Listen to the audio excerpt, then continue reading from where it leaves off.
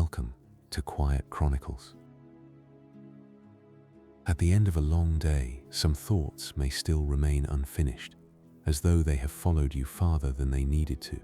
Messages, plans, small worries, and half-made decisions can be left for another time now. Nothing in this hour has to be arranged or answered. The past will carry the weight for a while. If these quiet histories help you rest, you are warmly invited to subscribe to Quiet Chronicles, where new long-form sleep histories are shared each week. A like also helps this calm corner of history reach others who may be looking for something thoughtful, gentle, and unhurried at night. And before the chronicle begins, you are welcome to leave a comment with any feedback that might help shape future episodes. Tell us how the background music feels, whether the narration is soft and clear enough, and whether there is a particular empire, civilization, forgotten city, ruler, dynasty, myth, or quiet corner of history you would like us to explore next. This is the long story of the Ottoman Empire, a small frontier house that slowly became one of the great powers of the Mediterranean, Europe, Anatolia, North Africa, and the Middle East. Its history moves through sultans and soldiers, jurists and merchants, palaces and provinces, until the old imperial order gives way to a new political world. The chronicle begins in northwestern Anatolia, where a frontier lordship first gathered the name that would endure for centuries. Chapter 1: The Frontier Between Worlds. Northwestern Anatolia in the late 13th century lay between several kinds of authority, and none of them held the ground as firmly as their titles suggested. Byzantine towns still guarded the old roads and valleys, with walls that had seen better imperial centuries, while beyond them, Turkmen pastoral groups moved with their animals, their households, their loyalties, and their ambitions. The Seljuk Sultanate of Rum still existed in name, but Mongol power had bent it into dependency after the middle of the century, leaving local commanders and frontier lords with more room than a strong kingdom would ever have allowed. In that loosened world, small lordships could appear first as clusters of armed followers, then as families with allies, then as powers whose names began to matter.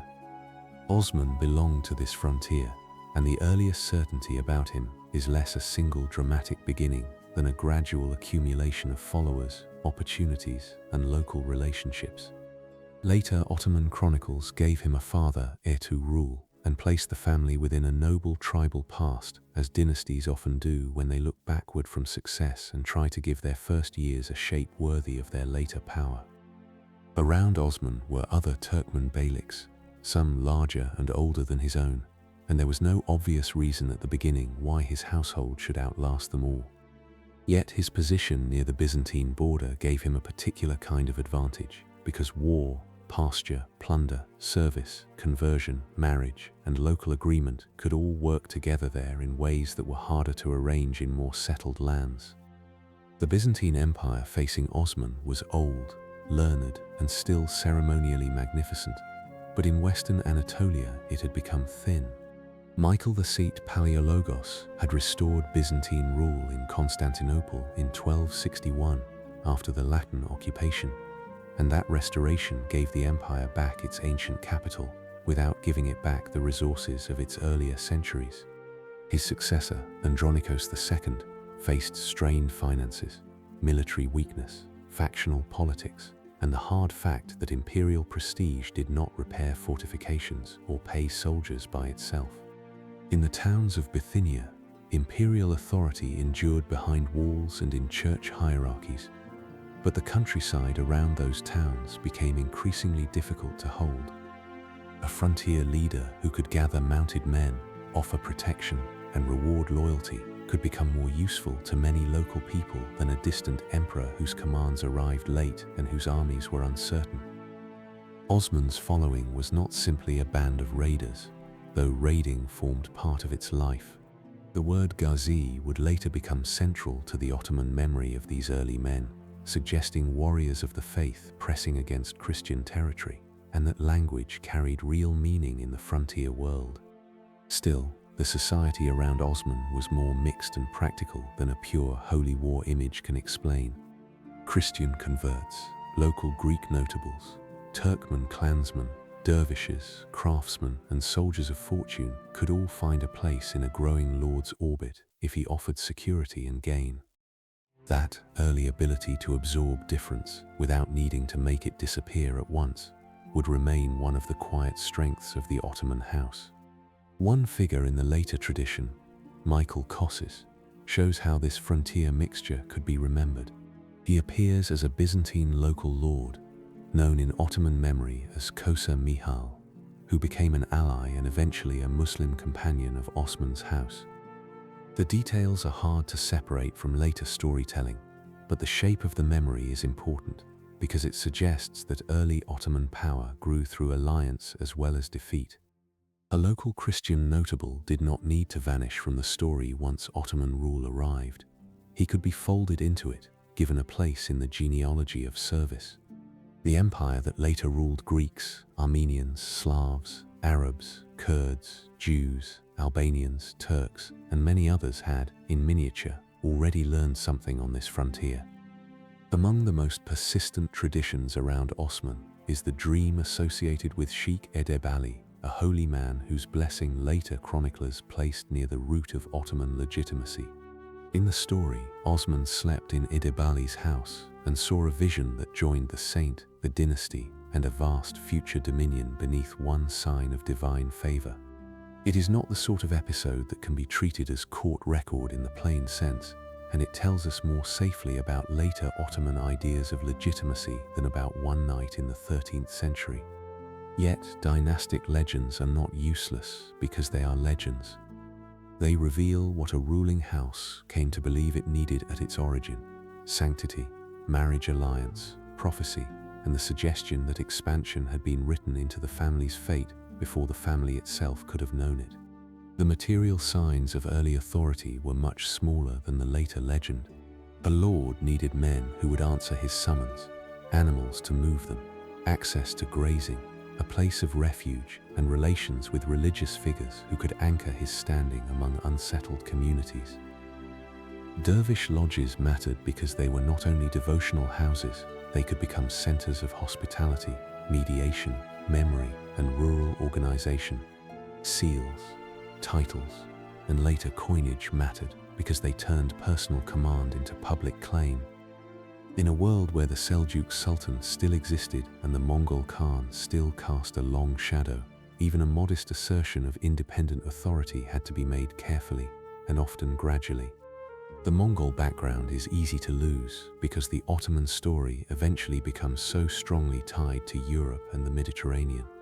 Yet the Ilkhanid presence in the east shaped the whole political climate of Anatolia, and rulers such as Ghazan Khan formed part of the larger world in which the Seljuk order weakened.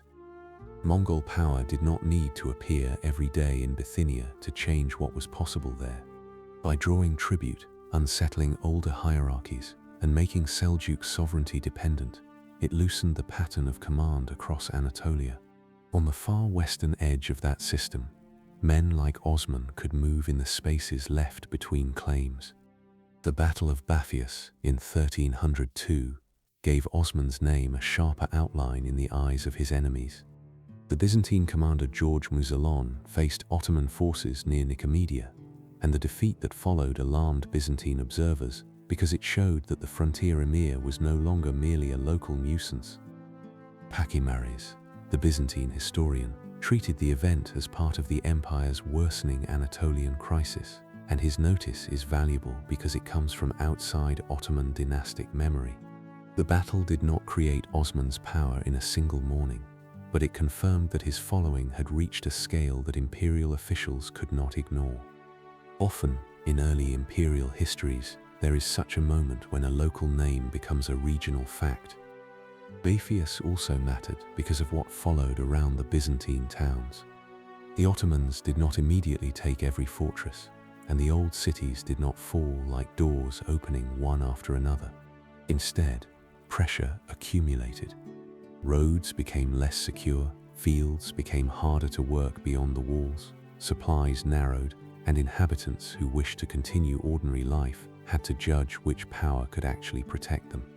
This slower kind of conquest was well suited to a frontier lordship because it allowed Osman's men to grow stronger while the Byzantine positions became more isolated. The world outside the walls changed first, and then the walls themselves began to wait. Bursa stood as the great prize of this early pressure. It was not Constantinople, and it did not possess the universal weight that later generations would attach to the old imperial capital. But for Osman's house, it promised something more immediate and more useful. Bursa was a city of trade, craft, and urban memory, placed near fertile lands and routes that could feed a growing principality. To possess such a city was to possess more than plunder. It meant taxes, markets, judges, buildings, burials, and the possibility that a frontier following might become a government. Osman himself seems to have spent his final years with Bursa still not fully in Ottoman hands. Later tradition would connect his death with the city's capture and with his burial there, giving the dynasty a resting place at the very moment it gained an urban heart. Whether every detail of that memory can be held as exact is less important than the association it preserves. The early Ottomans came to understand Bursa as the place where their rougher frontier beginnings settled into a more durable form. A dynasty needs victories, but it also needs graves, because graves make power look as though it belongs to the land. Before Bursa fell, the Ottoman world remained one of hills, fortresses, encampments, family ties, and watchful towns. Osman's men moved through a landscape where a wintering place, a marriage alliance, a captured tower, or the loyalty of a local notable could matter as much as a formal treaty. The chroniclers who later wrote under Ottoman rule looked back and found in these years the first signs of everything that came afterward. Some of that backward vision was shaped by pride. Still, the larger point was true enough. The habits formed here, on an unsettled frontier, did not disappear when the dynasty grew. It is worth noticing how little in these beginnings required a neat boundary between worlds. The early Ottomans lived beside Byzantines, borrowed from Seljuk practice, moved under the shadow of Mongol power, honored frontier holy men, and made use of Christian allies. Their rise was not the replacement of one sealed civilization by another, but the formation of a new authority in a place where many older authorities had weakened without vanishing. The listener who thinks of empires as beginning with marble capitals and formal proclamations would find, in Osman's world, something much less finished and much more adaptable. That adaptability gave the small house room to survive. By the time Osman's life gave way to Orhan's, the frontier lordship had already crossed an important threshold, though no one standing near it could have known how far the line would eventually run. Bafeus had announced the Ottomans to Byzantine attention, alliances had widened their circle, and the pressure on Bursa had drawn the dynasty toward the kind of city that could turn movement into settlement. What had begun among borderlands and uncertain overlords was now gathering around walls, markets, and the promise of a capital. The next part of the story therefore belongs not to a beginning in open country, but to the city whose capture allowed Osman's house to become something more enduring than a frontier name. Chapter 2: Bursa and the Making of a House. Orhan inherited a frontier lordship already turned toward a city, and that made his reign different from his father's even before the first great decisions of government were made. Osman's world had gathered strength in the valleys and approaches of Bithynia, where fortified Byzantine towns stood within reach of Turkmen horsemen, dervish lodges, local allies, and families whose loyalty followed protection as much as ancestry. Bursa, however, asked something more lasting of the dynasty that surrounded it. A ruler who could take such a city would need to do more than reward companions and maintain pressure on enemies. He would have to govern streets, markets, churches, workshops, tax registers, and the habits of townspeople who had lived for generations under another empire.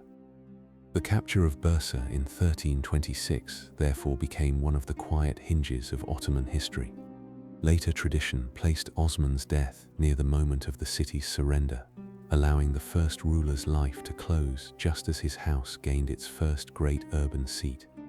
The detail has the polished shape that dynastic memory often gives to the past, but the association itself mattered deeply. Bursa became a place where the Ottoman family could bury its founder, display its continuity, and root its authority in stone rather than movement. The frontier name that had formed around Osman now had a city through which it could remember itself. Orhan's rule took shape in that new setting. He was still a warrior lord, and his men still pressed against Byzantine possessions, but Bursa allowed him to appear as something closer to a sovereign. Coins were struck in his name, and coinage carried a meaning that even people far from the ruler's presence could understand. A coin passed through hands that did not know the Sultan personally. It entered shops, tax payments, wages, and dowries. It made authority small enough to be held between finger and thumb. In that sense, Orhan's silver was not a decorative sign of ambition, but one of the first ordinary instruments by which his household entered daily life. Buildings served the same purpose in a slower and more visible way. Mosques, hospices, kitchens, baths, and markets gave Ottoman rule a public body inside Bursa, and the Imaret, the charitable kitchen and complex attached to pious foundations, carried power into the routines of food, prayer, learning, and shelter. A dynasty that fed travelers, supported religious men, endowed buildings, and maintained urban services did not appear only as a conquering force. It became part of the city's working order. This is one reason early Ottoman expansion cannot be understood as movement alone. It was also settlement, patronage, and the patient conversion of victory into habit. Bursa itself rewarded that change. The city stood in a fertile region and was tied to the silk trade that would later help make it one of the rich urban centers of the empire. Its markets connected Anatolian production, Byzantine commercial patterns, and wider routes reaching toward Iran and the Mediterranean. Under Ottoman rule, silk did not merely decorate elite life, it brought merchants, dyers, weavers, brokers, taxes, and regulations into the orbit of the new state. For a dynasty recently shaped by frontier conditions, this kind of wealth mattered because it did not depend only on the next raid or campaign. It renewed itself through the rhythms of craft and exchange. The taking of Bursa also gave Ottoman memory a physical center. Osman's tomb, and later Orhan's, helped turn the city into a dynastic landscape, a place where the living ruler could be joined to predecessors who seemed to sanction his rule by their presence. Graves are among the least hurried instruments of legitimacy. They do not command armies or issue decrees, but they allow a family to look as though it has always belonged where it now rules. When later Ottomans looked back to Bursa, they saw not simply a conquered Byzantine city, but the first settled house of their own past. Orhan did not stop with Bursa. Nicaea, known to the Turks as Iznik, surrendered in 1331 after a long period of pressure, and its loss carried a resonance out of proportion to its immediate military value. This was the city of the first great ecumenical council of Christian memory, a place whose name still belonged to the history of doctrine and empire. For Byzantium, its fall marked another contraction of the Anatolian world that had once supported Constantinople. For Orhan, it added both prestige and a useful urban center, showing again that Ottoman power advanced by enclosing towns slowly and making their continued isolation difficult. Nicomedia followed in 1337, giving the Ottomans still firmer control over Bithynia and the approaches to the Sea of Marmara. The pattern was not one of sudden sweeping conquest, but of steady narrowing. Byzantine towns could endure behind walls, and some did so for years, yet the countryside around them increasingly belonged to another power. Once the fields, roads, and neighboring fortresses had shifted, a city's survival became a matter of time, negotiation, and dwindling supplies. Orhan's conquests therefore rested on the patient work already begun under Osman, the slow changing of the world outside the gates. While the Ottomans were absorbing Bithynia, Byzantium was consuming itself in civil conflict. The empire still possessed the name of Rome and the ceremonies of ancient sovereignty, but its political life had become strained by rival claimants, aristocratic factions, and the inability to command sufficient military force from its own resources.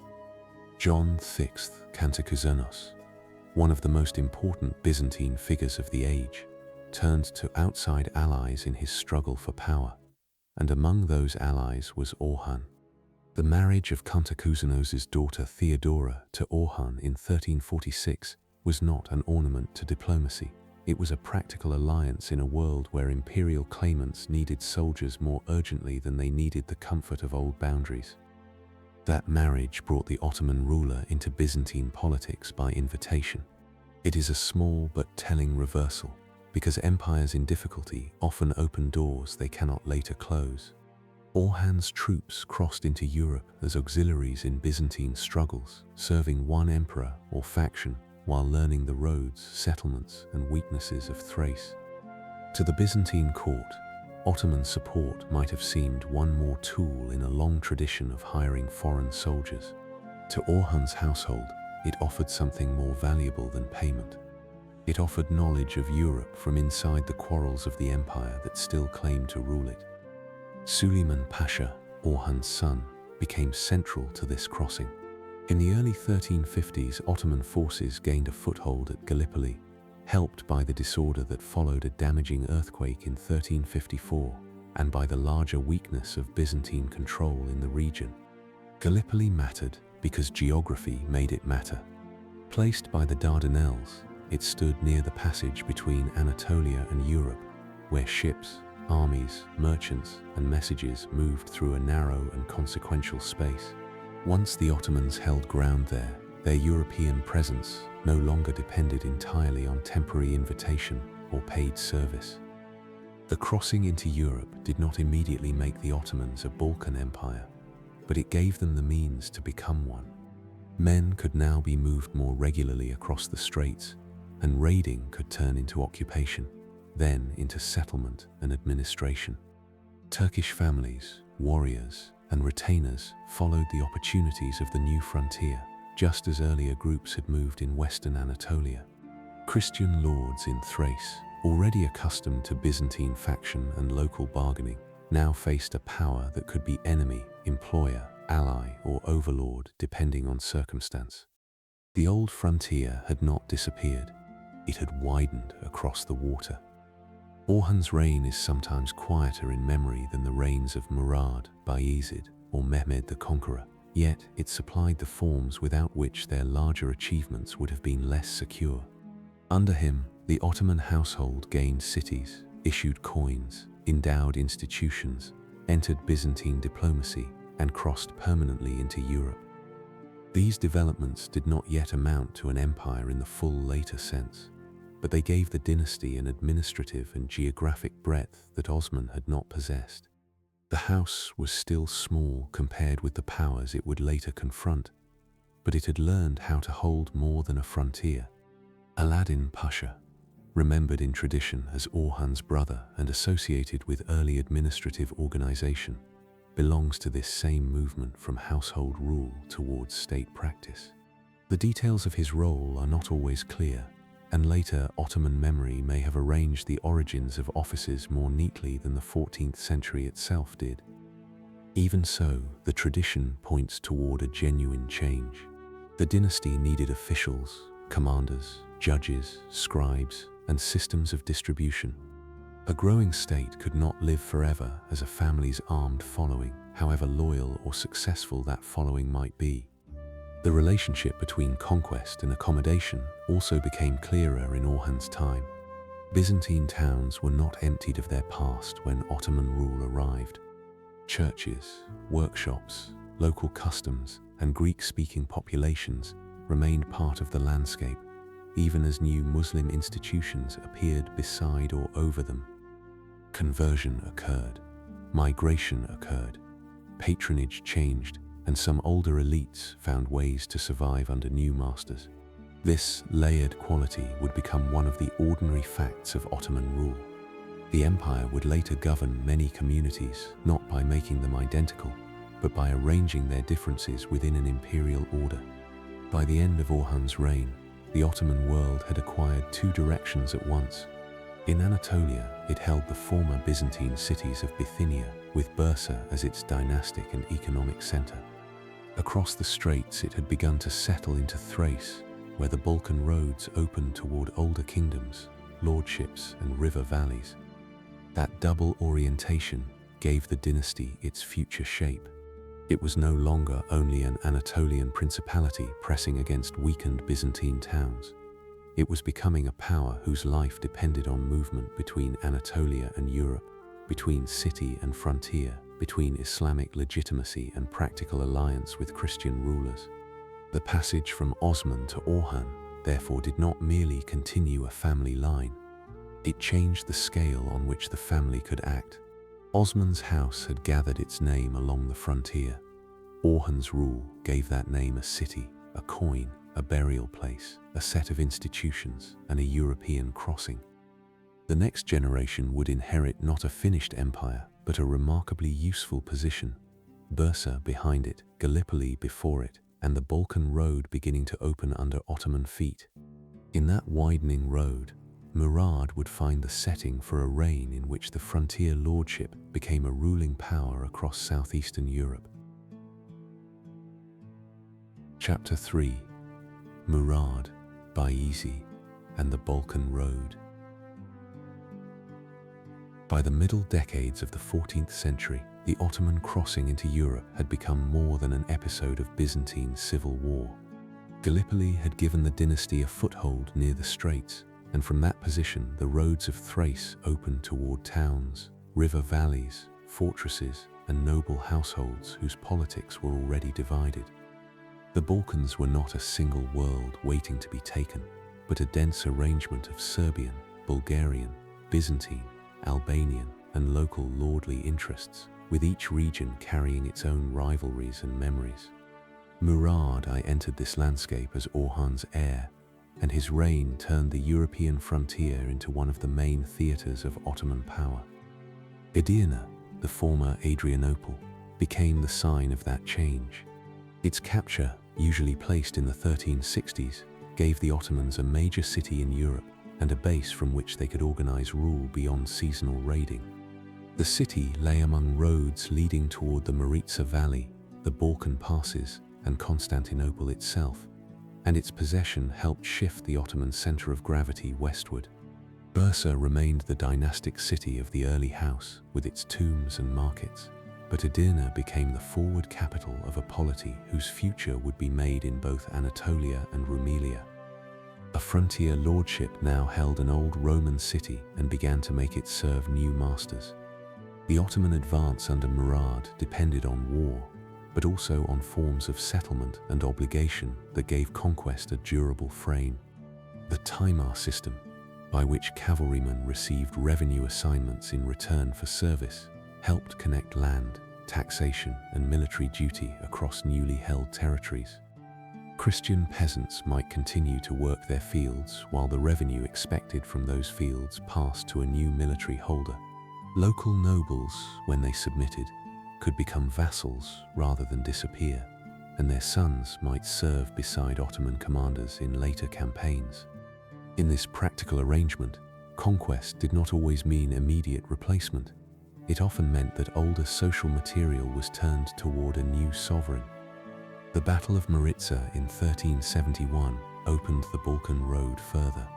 Serbian forces moving against the Ottomans were defeated near the river, and the result weakened resistance across much of Macedonia and Thrace. The details of the battle are less famous outside the region than Kosovo or Nicopolis, but its consequences were wide. After Maritsa, several Balkan lords had to reckon with Ottoman strength not as a passing danger, but as a political condition. Tribute, vassalage, marriage ties, military service, and local bargaining followed, each one drawing the Ottomans more deeply into the fabric of Balkan rule. Murad's empire was still being made through relationships as much as through borders. Some Christian rulers became Ottoman vassals and retained lands under new obligations, Others resisted, negotiated, or shifted position as circumstances changed.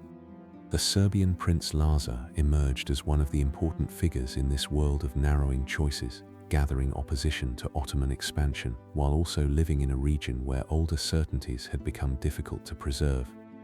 Bulgarian lands, Byzantine remnants, and Serbian principalities all felt the pressure differently, but none could ignore the new power based at Edirne. The Ottomans had learned that rule in the Balkans required patience with variety, because local authority did not vanish simply because a battle had gone one way. Kosovo, in 1389, became the great symbolic battle of Murad's reign. The field itself, remembered so strongly in Serbian tradition and Ottoman memory, gathered several historical meanings around a single day. Prince Lazar and his allies faced Murad's army in a contest whose exact details were later shaped by legend, mourning, piety, and political need. Both leaders died in connection with the battle, and that double death gave Kosovo a gravity that ordinary victory could not have produced. The Ottomans held the field and continued their expansion, yet the battle entered Balkan memory not only as defeat, but as sacrifice, identity, and a wound kept open by later centuries. Murad's own death at Kosovo was remembered through accounts that placed an assassin near him after the fighting, often associated with Miloš Obilić in later Serbian tradition. The historical layers around this figure are difficult, and the story grew in the telling, as stories attached to national memory often do. What can be said more safely is that Murad's death did not break the Ottoman army or scatter the dynasty's authority. Bayezid, his son, moved swiftly to secure succession, and his brother Yakub was killed, an act that later Ottoman political thought would understand within the harsh logic of dynastic survival. Here the empire's future appeared in a severe form. Victory abroad required certainty at home, and certainty at home could carry a private cost that the chronicles did not need to sentimentalize. Bayezid I inherited a state already powerful in the Balkans and made it more forceful. His speed earned him the name Yildirim, the Thunderbolt, though the calm fact beneath the title is that he moved quickly through the political openings his father had left. Serbian nobles, including Stefan Lazarević after Kosovo, entered Ottoman vassalage, and Christian troops served in Ottoman campaigns just as Muslim cavalry did. This was not an accidental arrangement at the margins of the empire. It was one of the ways Ottoman power worked, binding defeated or dependent rulers into the next stage of expansion. Constantinople, meanwhile, stood increasingly enclosed by Ottoman-held lands. The city still possessed immense ceremonial weight, and Manuel II Palaeologos carried the old Byzantine claim with learning and dignity. But the empire around him had narrowed to a small and vulnerable body. Bayezid applied pressure through blockade, diplomacy, and the construction of Anadolu Hisari on the Asian side of the Bosporus, tightening the sense that the Byzantine capital survived by circumstance more than strength. Yet Constantinople did not fall in his reign. Its walls, its position, and the complexity of international politics allowed it to endure, suspended between old prestige and new danger. The wider Christian response came most famously in the crusade that ended at Nicopolis in 1396.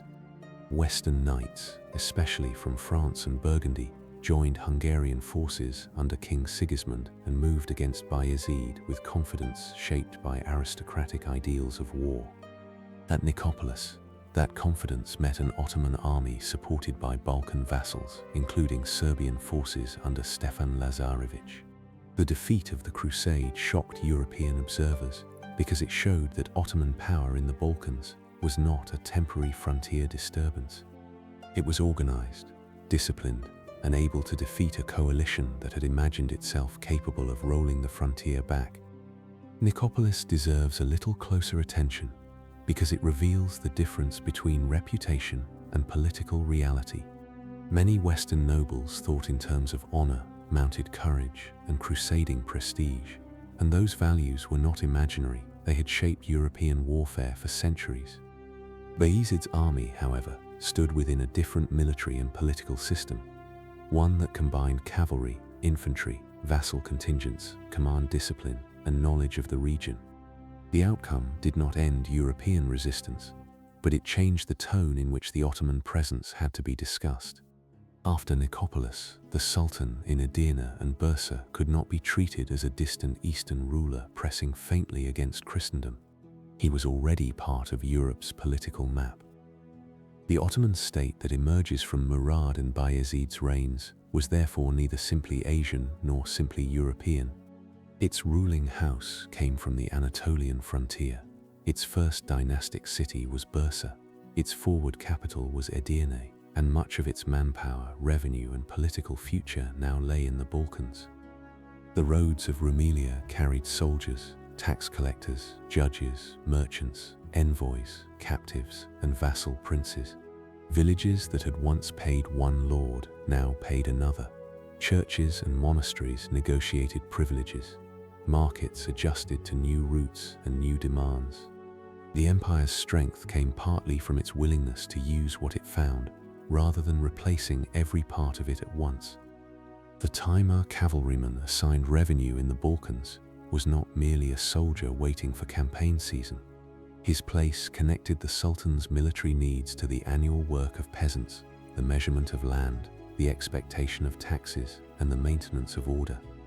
A register could matter as much as a sword, because without recorded obligation, the empire could not reliably turn harvest into service.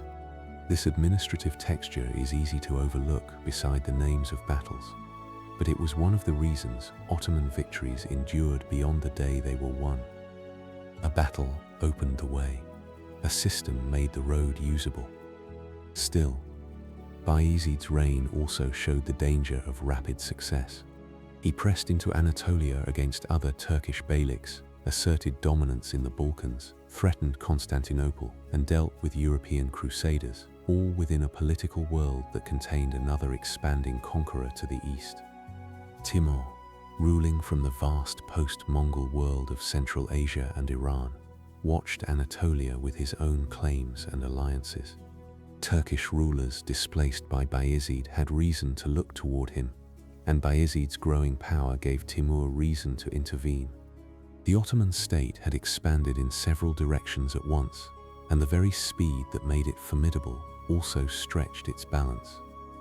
Before that eastern danger arrived, the achievements of Murad and Bayezid had already transformed the dynasty beyond recognition. Orhan had given the house cities and a European crossing. Murad gave it Edirne, Balkan vassalage, and the institutional habits of rule across Christian lands.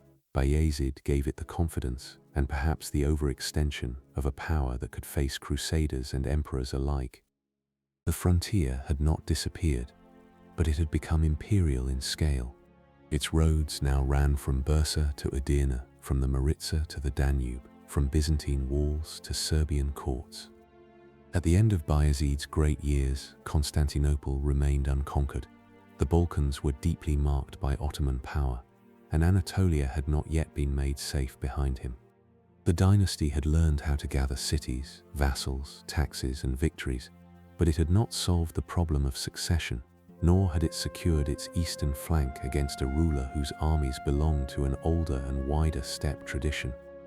The next turn in the chronicle comes from that direction, away from Edirne's Balkan roads and back across Anatolia, where Timur's arrival would test whether the Ottoman house was already an empire or still a dynasty that could be broken apart by one terrible defeat.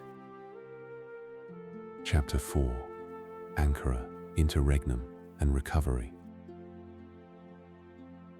Coins, sermons, banners, and fortresses all mattered after the disaster at Ankara, because each surviving Ottoman prince needed signs that his claim was not merely ambition but rule.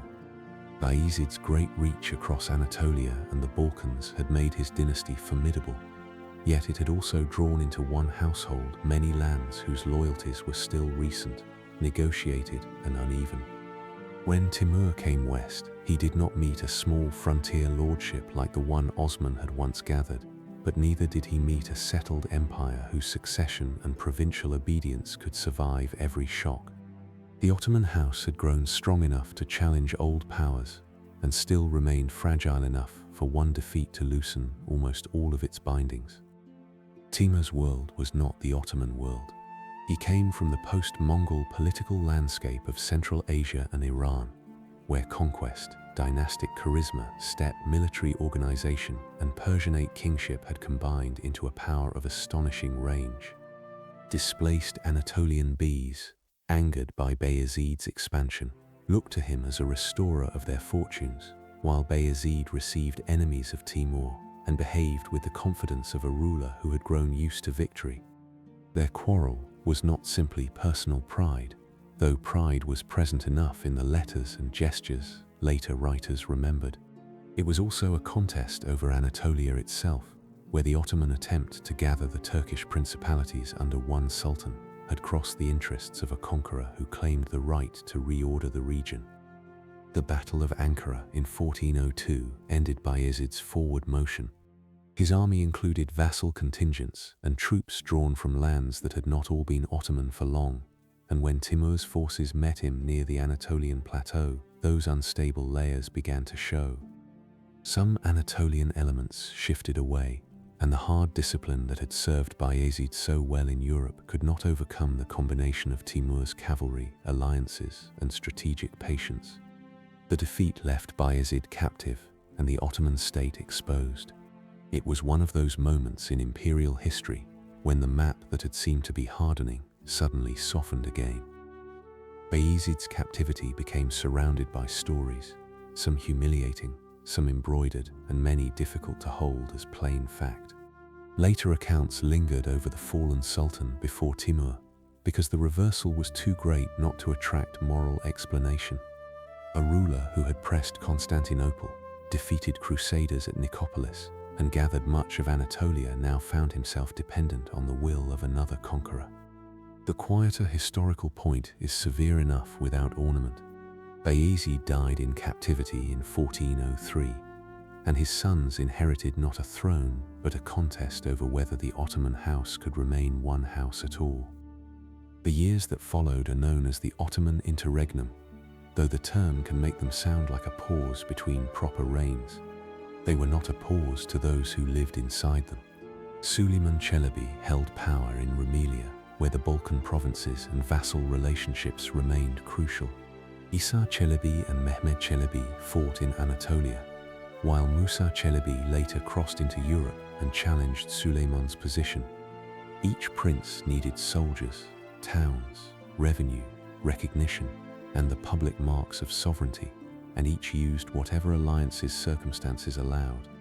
Byzantine emperors, Balkan lords, Turkish beys, and local commanders all found room to bargain in the loosened space left by Ankara. Mehmed Çelebi, the future Mehmed I, emerged from this struggle by patience, calculation, and the steady recovery of support. He was not the eldest brother holding an unquestioned inheritance, nor was he the obvious master of all the lands his father had claimed. His achievement lay in rebuilding the Ottoman center after the dynasty's authority had been divided among competing households.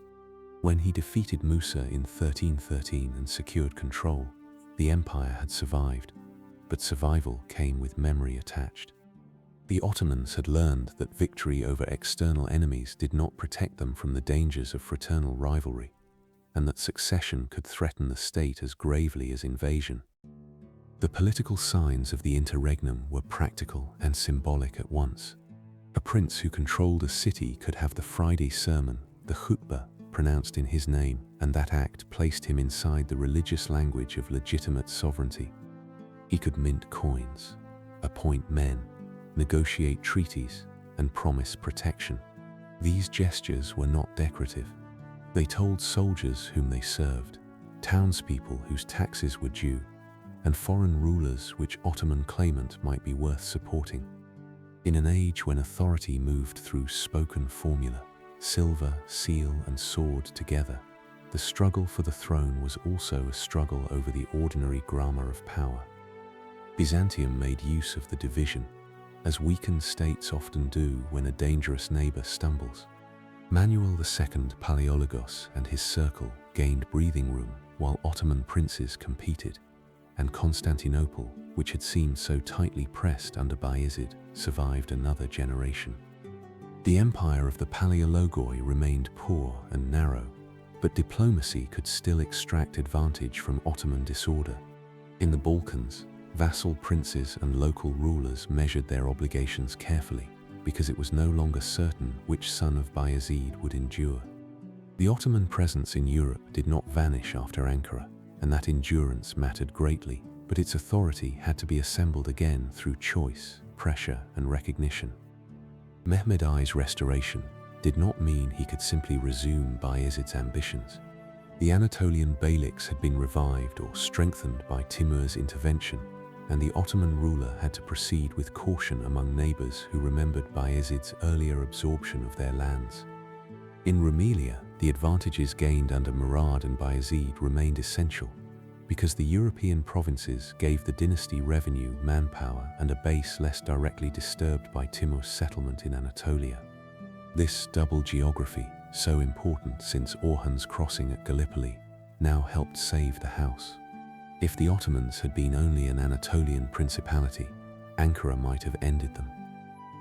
Yet recovery also brought unrest from within the moral and social world of the frontier. The revolt associated with Sheikh Bedreddin, a jurist, mystic, and former judge under Musa, disturbed Mehmed's restored order in the years after the interregnum. Bedreddin's followers included men drawn by religious charisma, social grievance, and the unsettled expectations left by civil war.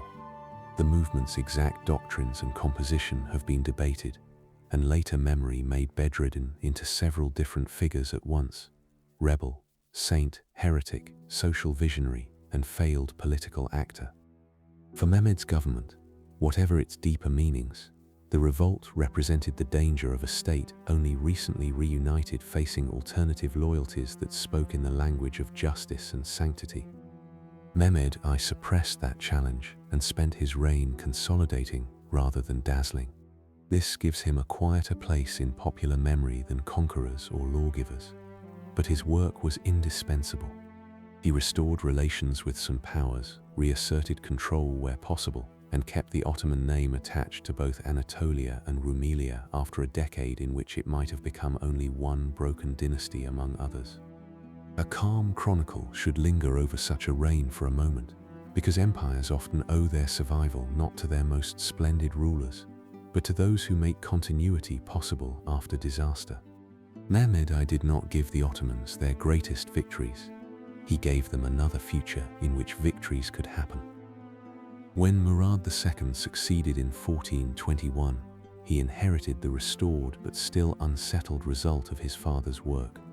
New threats appeared quickly, including the Byzantine support of a rival claimant, sometimes called Mustafa, whose challenge reminded the young ruler that dynastic legitimacy could still be contested. Murad besieged Constantinople in 1422, though the city endured, and his early reign showed again how closely Ottoman politics and Byzantine survival were tied together. The old capital could not defeat the Ottomans in open expansion, but it could still shelter claimants, negotiate with enemies, and turn succession disputes into diplomatic weapons. Ottoman recovery remained real, but it had not removed the habits of a dangerous neighborhood.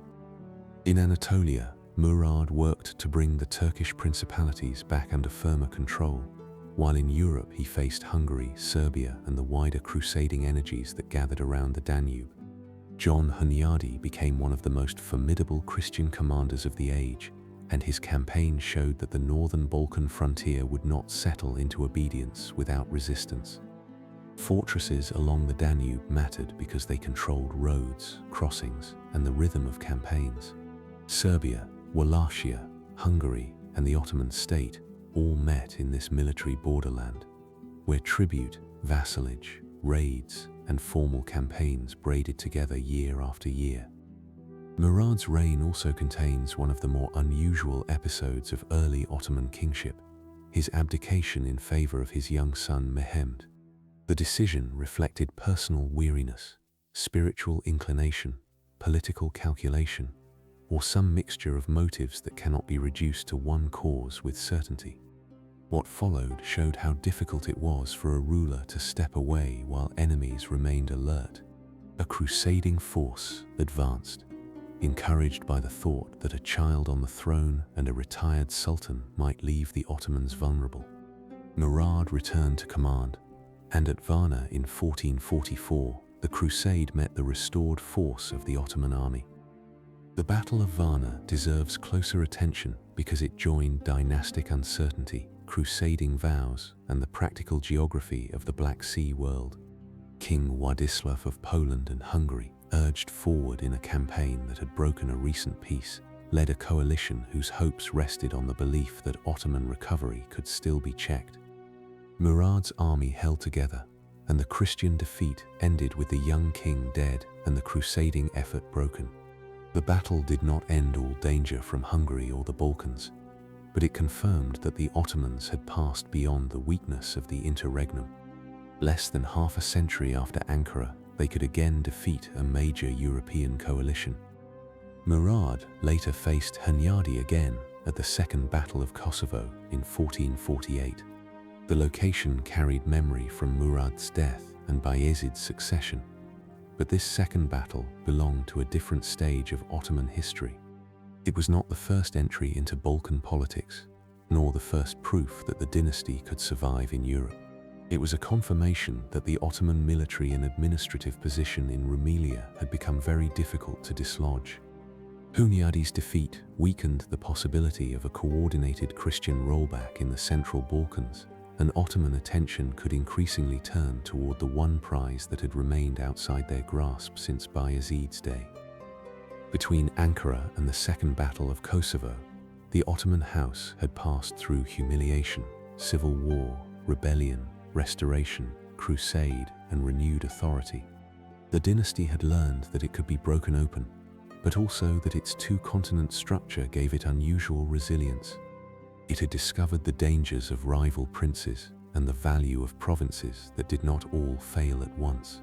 By the end of Murad II's reign, the state had regained enough strength to imagine a task that earlier sultans had approached but not completed. Constantinople still stood between Ottoman lands, still carrying the name of Rome, still guarded by walls whose endurance had become part of the city's identity. Murad's son Mehmed had already worn the crown briefly as a boy and had learned, through that troubled experiment, how little a title meant without obedience behind it. When he came to power again in 1451, he inherited the recovered state his grandfather and father had preserved after Ankara. Bursa remained the first dynastic city, Edirne the European capital, Anatolia largely restored, and the Balkan road secured by victories that had pushed crusading hopes back toward the Danube. The next movement of the chronicle therefore narrows toward the Bosporus, where the young sultan would try to turn Ottoman recovery into imperial transformation, and where Constantinople's long survival would finally meet the ruler who made its conquest the center of his reign. Chapter 5: Constantinople becomes Istanbul. The recovery of Ottoman power after Ankara and the victories of Murad II brought the dynasty back to the narrow waters where its future had so often seemed to gather. Constantinople still stood between Ottoman Anatolia and Ottoman Rumelia, no longer the command center of a broad empire, yet still the city whose walls, churches, harbors, and imperial ceremonies carried the memory of Rome in the east. Bursa held the dynasty's early graves, and Edirne had become the working capital of Balkan rule, but Constantinople lay between them like an old sovereign that had lost most of its lands without losing the force of its name. For Mehmed, who took the throne again in 1451, that name mattered as much as the walls. Mehmed had already learned something about power before his second accession. As a boy, he had briefly been placed on the throne when Murad II withdrew from rule, and the disorder that followed had taught him that sovereignty was not made by inheritance alone. Janissaries, viziers, frontier commanders, scholars, rival princes, foreign rulers, and anxious cities all had to believe, or be made to accept, that the Sultan's command would endure. When Mehmed returned to the throne after his father's death, he was young, but not untouched by political failure. The memory of an earlier, fragile reign seems to have sharpened rather than softened his ambition. Constantinople, under Constantine XI's Palaiologos, was dignified and vulnerable at the same time. The Byzantine emperor ruled a city of immense symbolic weight, but his empire had narrowed to the capital, a few scattered territories, and claims that were more ceremonial than practical.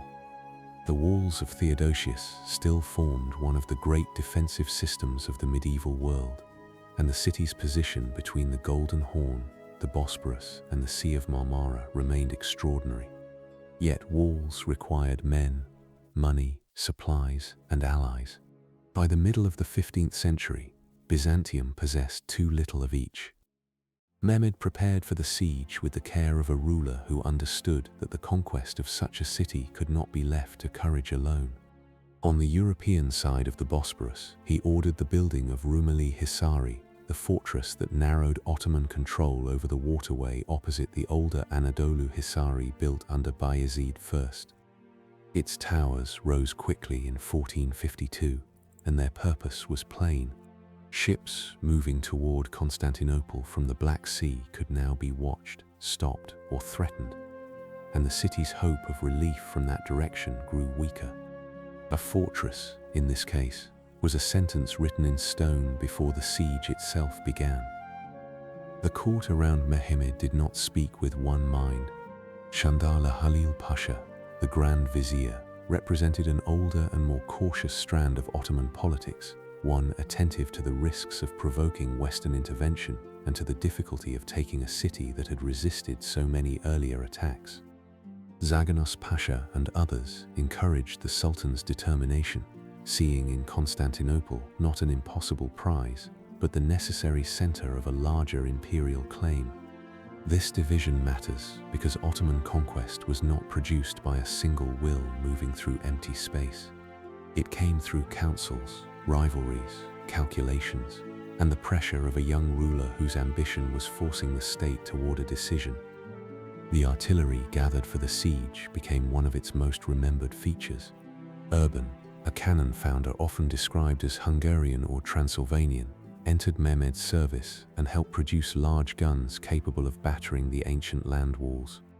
Their movement toward Constantinople required teams of oxen, repaired roads, carpenters, smiths, handlers, and the slow patience of men guiding immense metal through spring mud and uneven ground.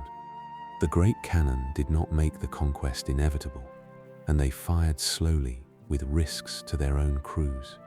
Still, they announced that the old defensive balance had changed, and that stone walls, however revered, now faced a new language of siege. In April 1453, Mehmed's army gathered before Constantinople. The defenders under Constantine XI included Byzantines, Genoese under Giovanni Giustiniani, Venetians, and others who understood that the city's fate carried significance beyond its reduced territory. The Golden Horn was protected by a heavy chain, and the land walls remained the central line of defense. Inside the city, religious union with Rome, accepted by some as the price of Western help and rejected by others as a betrayal of orthodoxy, added spiritual unease to military danger. The city was defending itself against the Ottomans while also carrying the burden of its own long divisions. The siege moved at a pace that was neither swift nor still. Ottoman guns battered the walls, workers repaired them, assaults were made and turned back, and ships sought ways to shift the balance in the harbor. Mehmed's decision to move vessels overland into the Golden Horn became one of the famous episodes of the campaign, remembered because it joined technical effort with symbolic surprise. The ships did not simply glide into a defenseless harbor and decide the siege by themselves, but their arrival changed the pressure on the defenders and showed that Mehmed was willing to solve old problems by unusual means. The city, which had trusted its water and chain as part of its security, now had to guard another line. Constantine XI's final position has been remembered with the solemnity given to last emperors. The precise details of his death during the final assault remain uncertain, but the larger fact is not. He remained with the defense as the Ottoman attack came against the damaged walls in the early hours of May 29, 1453, and Byzantine imperial rule ended with him. Giustiniani was wounded and withdrawn, the defenses faltered, and Ottoman troops entered the city. The fall of Constantinople was not the fall of a large functioning empire, since that empire had already faded across centuries, but it was the end of a political and sacred continuity that had joined Roman memory to Christian kingship in the East. For Mehmed, conquest was only the beginning of the harder imperial task. Cities taken by storm could be emptied, damaged, or disordered, and Constantinople needed people, commerce, worship, law, and food if it was to become a capital rather than a trophy. Mehmed allowed the customary period of plunder, then moved to restore order and claim the city for his dynasty. Hagia Sophia was converted into a mosque, a change of enormous symbolic force, and the Sultan prayed there as ruler of the conquered city. The building remained what it had long been in material form, vast, domed, and filled with inherited sacred meaning. But its place in the city's public order had changed. The refounding of Constantinople required deliberate population policy. Mehmed brought Muslims, Christians, and Jews into the city from other parts of the empire, sometimes by invitation, sometimes by order. Craftsmen, merchants, scholars, clerics, and ordinary households were needed to make streets inhabited and markets active again. The old city had shrunk during the late Byzantine centuries, with fields and ruins inside the walls, and repopulation gave Ottoman Istanbul a mixed and layered character from the beginning. Here was one of the empire's most characteristic habits. Conquest created a hierarchy, but the city's usefulness depended on the presence of many communities. George Scholarios, who became Patriarch Gennadios under Ottoman rule, shows how Mehmed organized that diversity. After the conquest, the Sultan recognized him as leader of the Orthodox Christian community, giving the Patriarchate a place within the new order. This was not modern religious equality, nor was it tolerance in a sentimental sense. It was an imperial arrangement, practical and hierarchical, by which the ruler governed communities through recognized authorities and made their internal life part of his own sovereignty. The Byzantine emperor was gone, but the Orthodox Patriarch remained, now standing in a different relationship to power. The city's markets and supplies also demanded attention. Grain, meat, fish, timber, cloth, water, and labor all had to move through an urban organism that could not live on symbolism. Ottoman regulations would come to shape prices, guild activity, provisioning, and the obligations of merchants.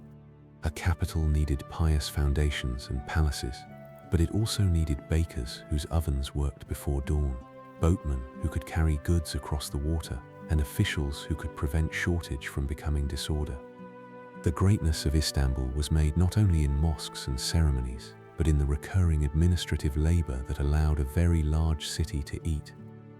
Mehmed chose the site of what would become Topkapi Palace on the old Acropolis above the meeting of the Bosporus, Golden Horn, and Marmara. The palace did not immediately possess the full form it would later acquire, but its location expressed the new imperial imagination. From there, the Sultan's household looked over the waterways that had made the city valuable to Greeks, Romans, Byzantines, merchants, monks, soldiers, and emperors for so many centuries. The Ottoman dynasty did not abandon Bursa or Edirne in memory, yet Istanbul now offered a capital whose geography seemed equal to universal claims.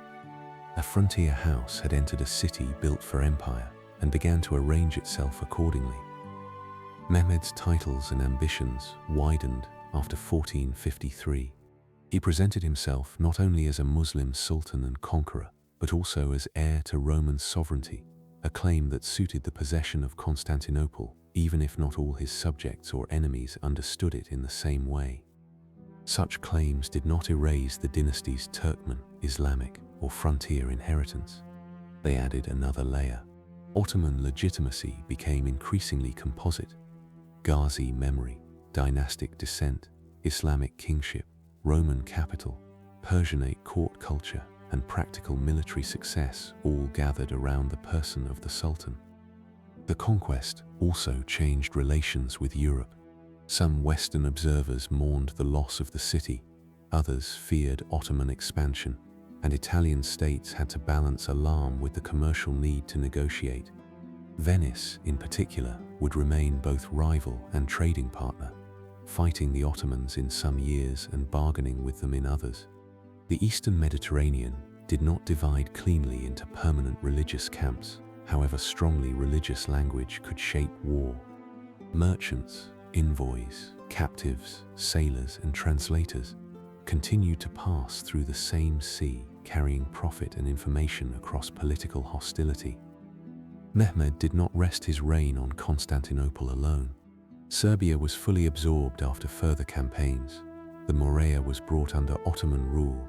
Trebizond, the last Byzantine successor state on the Black Sea, fell in 1461, and Bosnia followed in 1463.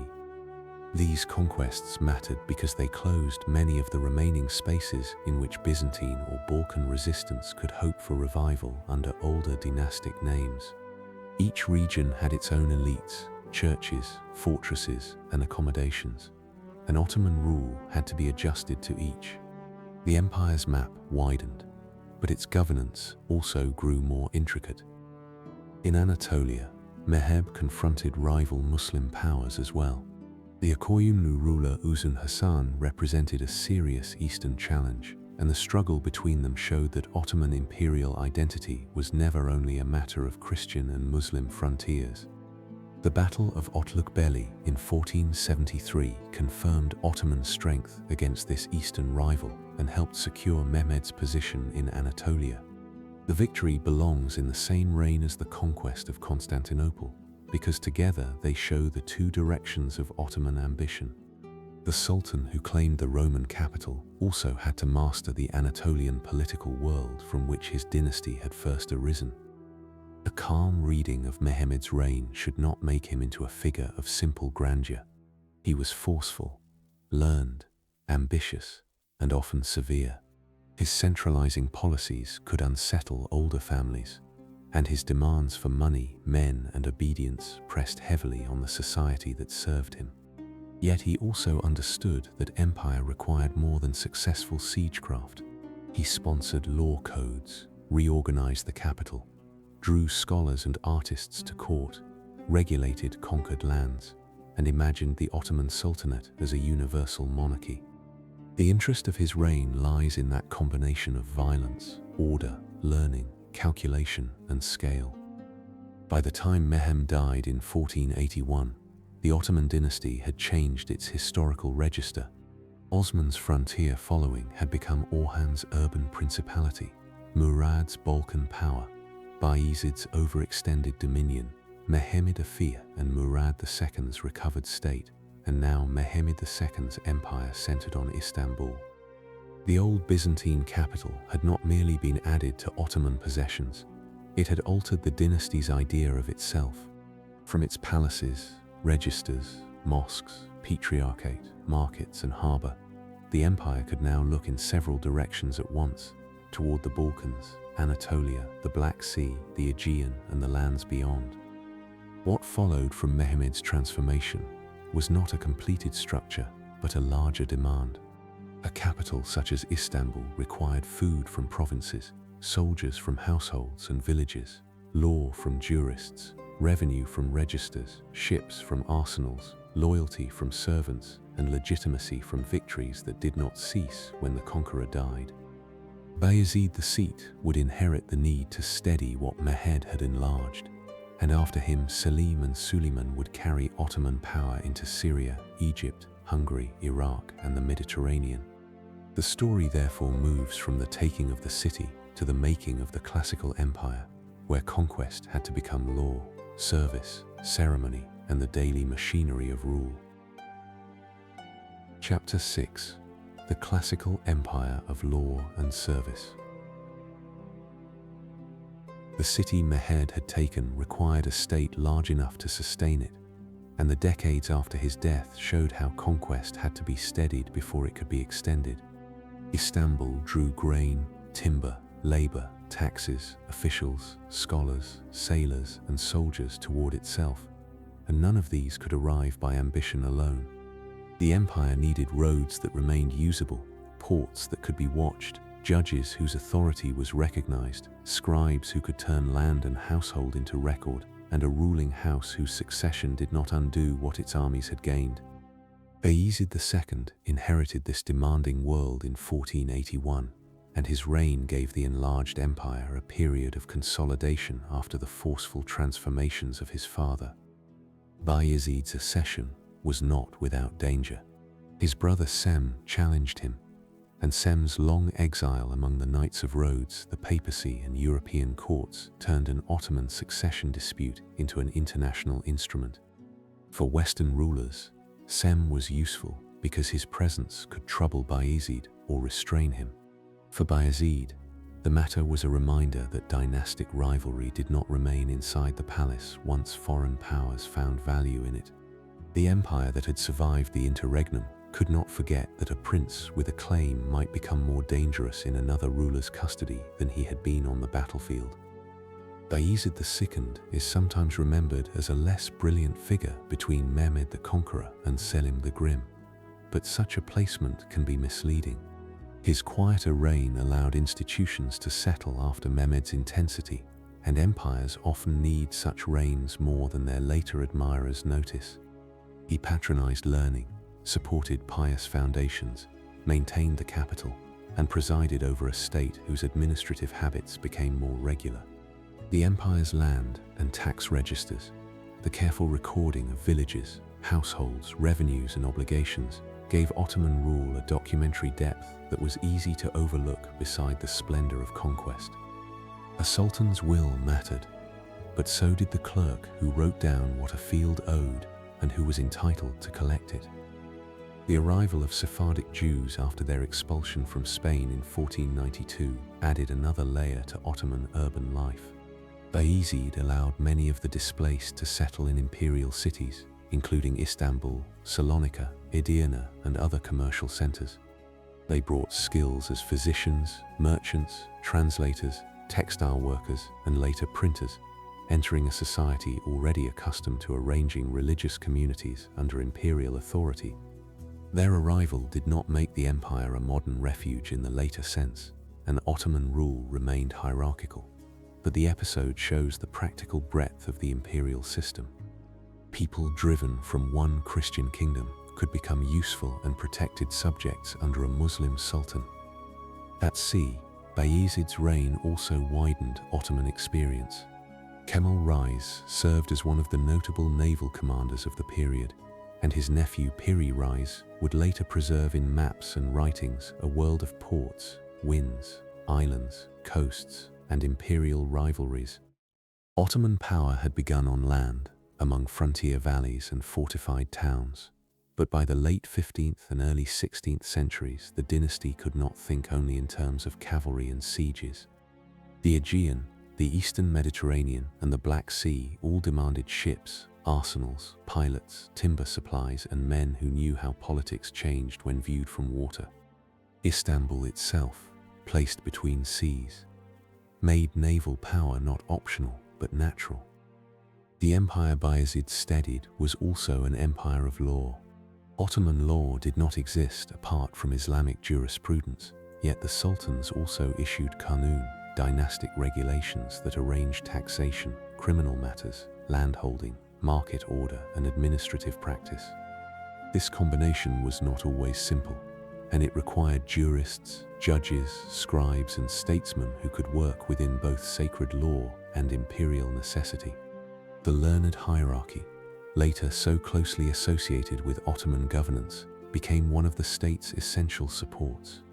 In this world, a legal opinion could shape a policy, a judge could define local order, and a register could make power durable beyond the lifespan of a single official. Bayezid's reign, however, did not remove all strain from the dynasty's frontiers. In the east, the Safavid movement under Shah Ismail gathered force with a religious and political appeal that unsettled the Ottoman understanding of Anatolia.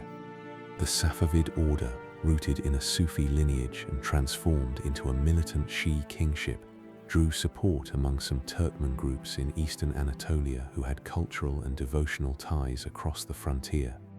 For the Ottoman state, this was not merely a foreign policy problem. It touched the loyalty of subjects, the security of roads, and the religious language through which the Sultan claimed to defend order. Selim Bayezid's son rose in this atmosphere of urgency. His path to the throne in 1512 was harsh, and his rivalry with his brothers belonged to the severe dynastic politics that the Ottoman house had never fully escaped. Once ruler, Selim I moved with a speed and concentration that gave his short reign extraordinary consequence. He understood the Safavid challenge as both strategic and religious, and his campaign against Shah Ismail led to the Battle of Chaldiran in 1514.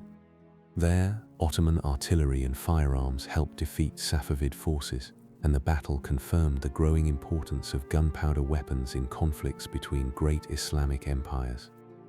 Chaldiran did not end the Safavid state, nor did it make the Ottoman eastern frontier permanently calm. Shah Ismail withdrew, and the Safavid realm endured, carrying its own imperial future in Iran.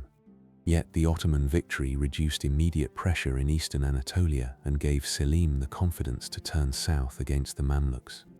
The conflict with the Mamluk Sultanate was not inevitable in some simple sense, but rivalry over frontier zones, legitimacy, trade routes, and the politics of the Islamic world drew the two powers into war. The Ottomans had taken Constantinople and claimed Roman inheritance. Now they moved toward the older centers of Muslim sovereignty in Syria and Egypt. The campaign against the Mamluks altered the empire more quickly than almost any previous expansion. At Marj Dabik in 1516, near Aleppo, Selim defeated the Mamluk Sultan Kansu al-Ghauri, who died during the campaign. Syria opened to Ottoman rule, bringing Aleppo, Damascus, and the routes of pilgrimage and trade into a new imperial order. The following year, at Ridania outside Cairo, the Ottomans defeated the remaining Mamluk forces, and Egypt passed under Selim's sovereignty. Cairo had been one of the great cities of the Islamic world for centuries, rich in scholars, merchants, artisans, and memories of Fatimid, Ayyubid, and Mamluk power. Its incorporation made the Ottoman Sultan something more than the ruler of Anatolia, the Balkans, and Istanbul. Selim's entry into Cairo deserves a slower notice. The city he entered was not merely a conquered capital, but a vast urban world of mosques, madrasas, markets, caravan routes, and administrative habits older than Ottoman rule. The Mamluks had governed through military households and a distinctive elite culture, and they did not vanish from Egyptian society simply because Selim had defeated them.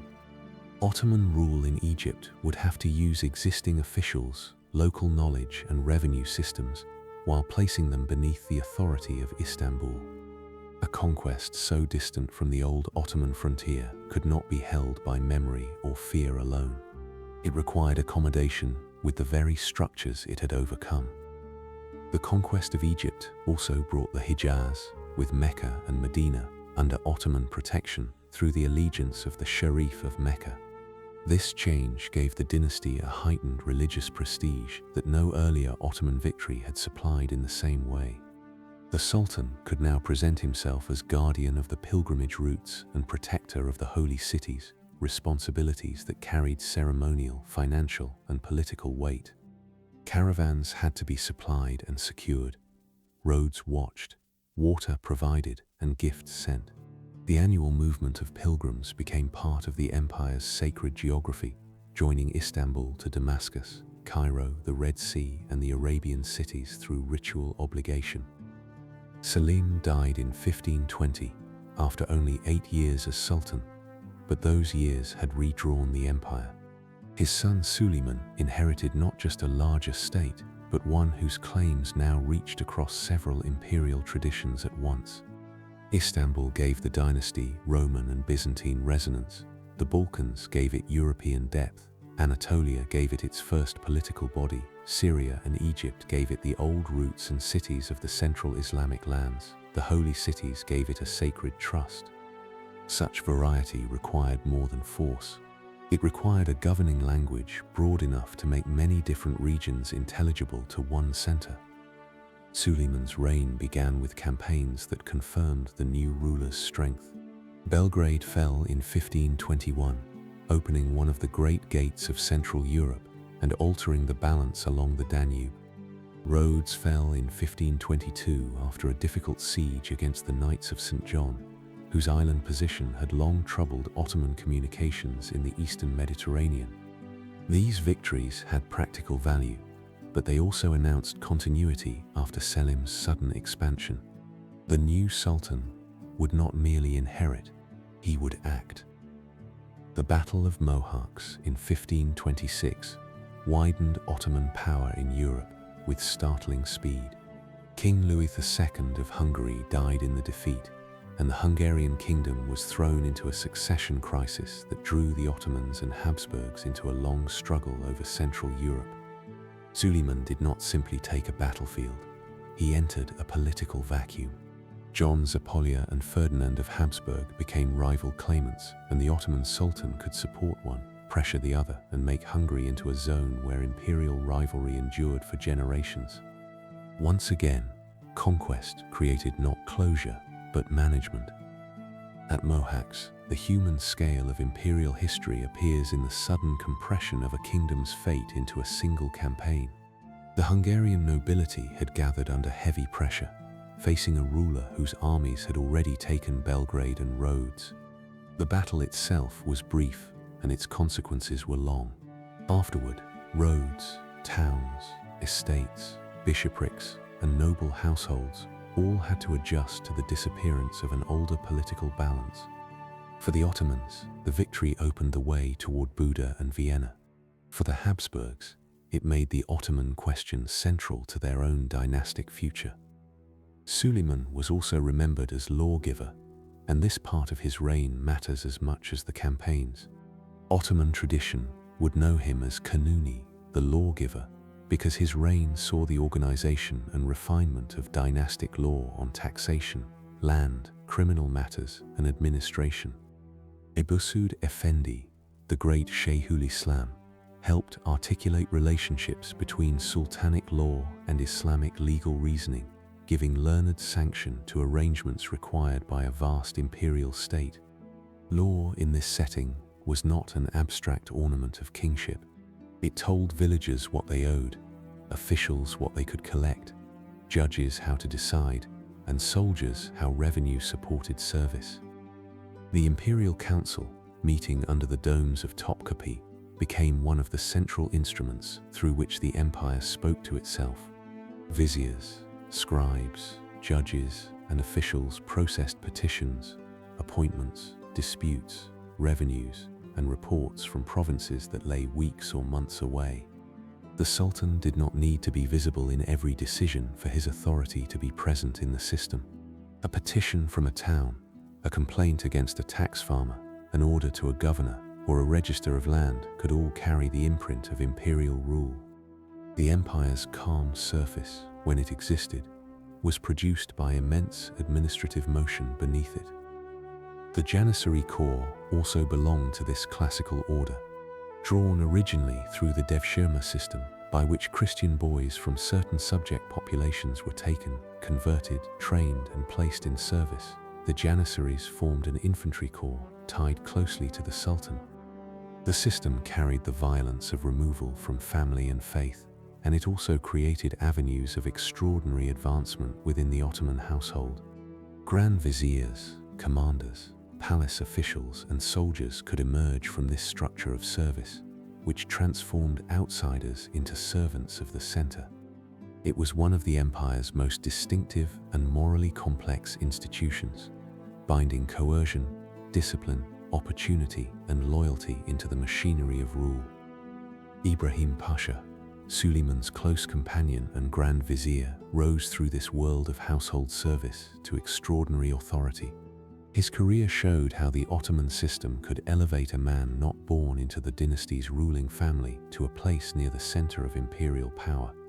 He negotiated with foreign envoys, directed campaigns, shaped policy, and embodied the magnificence of the court during the earlier part of Suleiman's reign.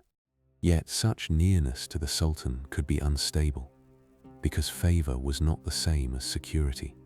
The same household that raised men high also kept their fate dependent on the ruler's trust. The empire's cultural and technical world widened alongside its law and warfare. Piri Reis's maps, including his famous world map of 1513 and his later Book of Navigation, belonged to an Ottoman maritime intelligence shaped by sailors, captured charts, Mediterranean experience, and awareness of Atlantic discoveries. The empire was not isolated from the wider world opening around it. Venetian merchants, Arab pilots, North African corsairs, Persian scholars, Balkan soldiers, Jewish physicians, and European envoys all moved through Ottoman spaces in different ways. Istanbul was becoming a center where many forms of knowledge arrived, were translated, used, restricted, or absorbed. Baghdad's incorporation in 1534 added another great city to Suleiman's imperial world. The campaign against the Safavids brought the Ottoman ruler into Iraq, where the memory of the Abbasid Caliphate, the shrines of Shia devotion, tribal politics, trade routes, and Persian-Ottoman rivalry all met. Baghdad was not simply another conquest marked on a map. It carried a heavy symbolic past within Islam and a strategic position between Anatolia, Iran, Syria, and the Gulf. Ottoman rule there would remain contested and periodically unstable, yet its possession strengthened the Sultan's claim to govern across the central lands of the old Islamic world. By the middle of Suleiman's reign, the Ottoman Empire had become a structure of remarkable breadth.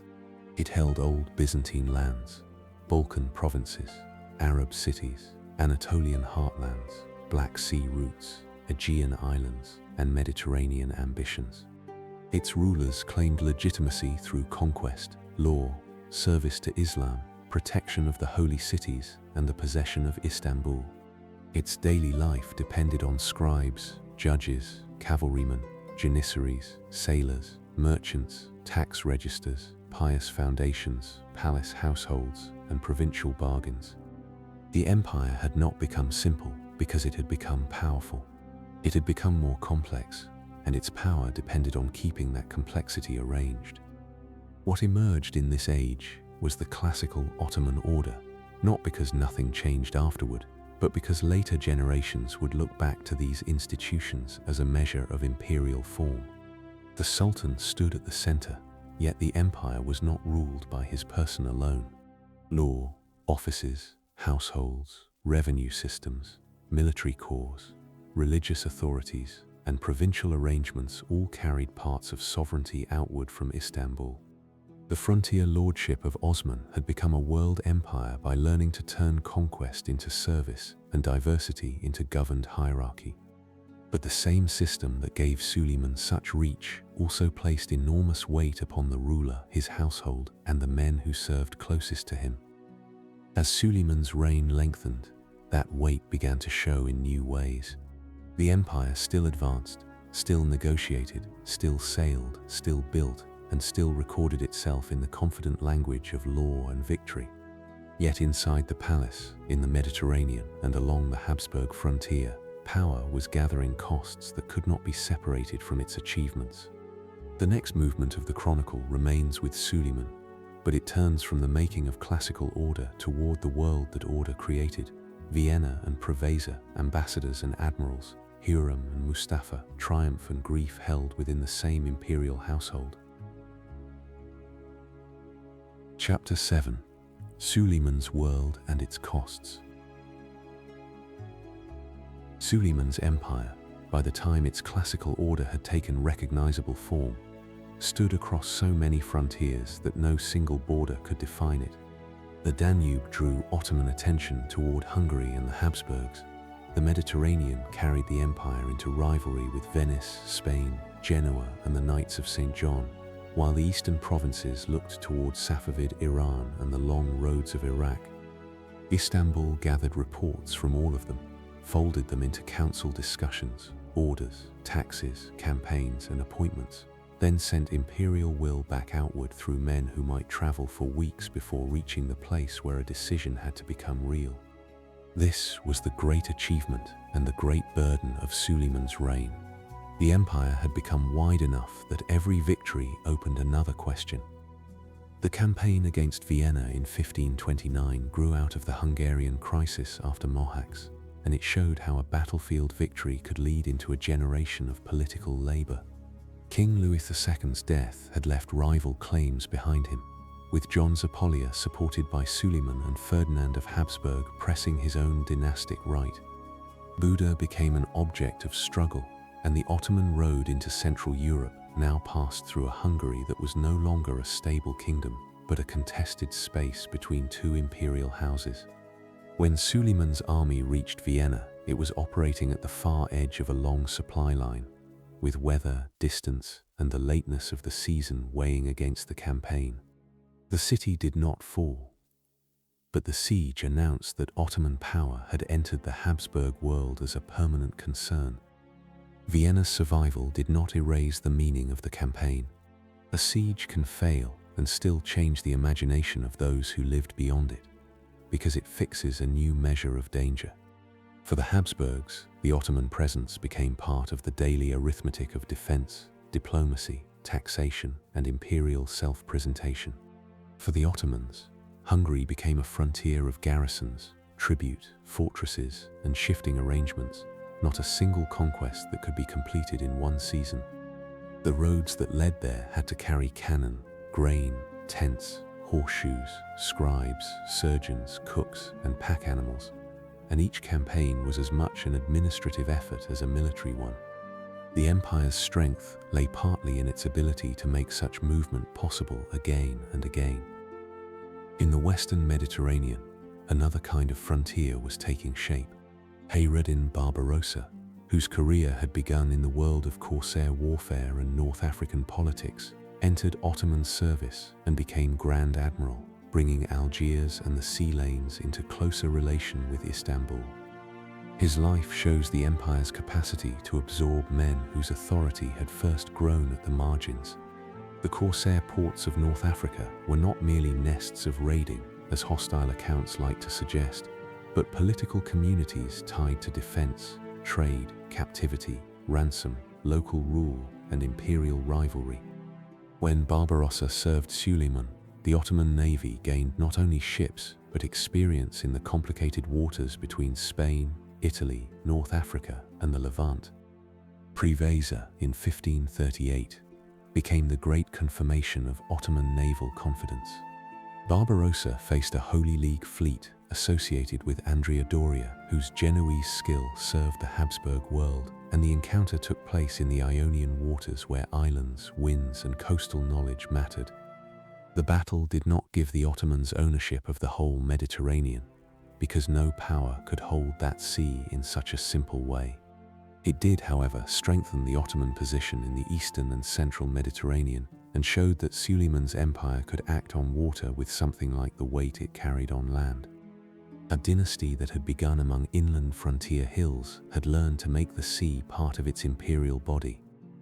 Barbarossa's rise also reveals a softer but important feature of Ottoman rule. The center did not always create power before using it.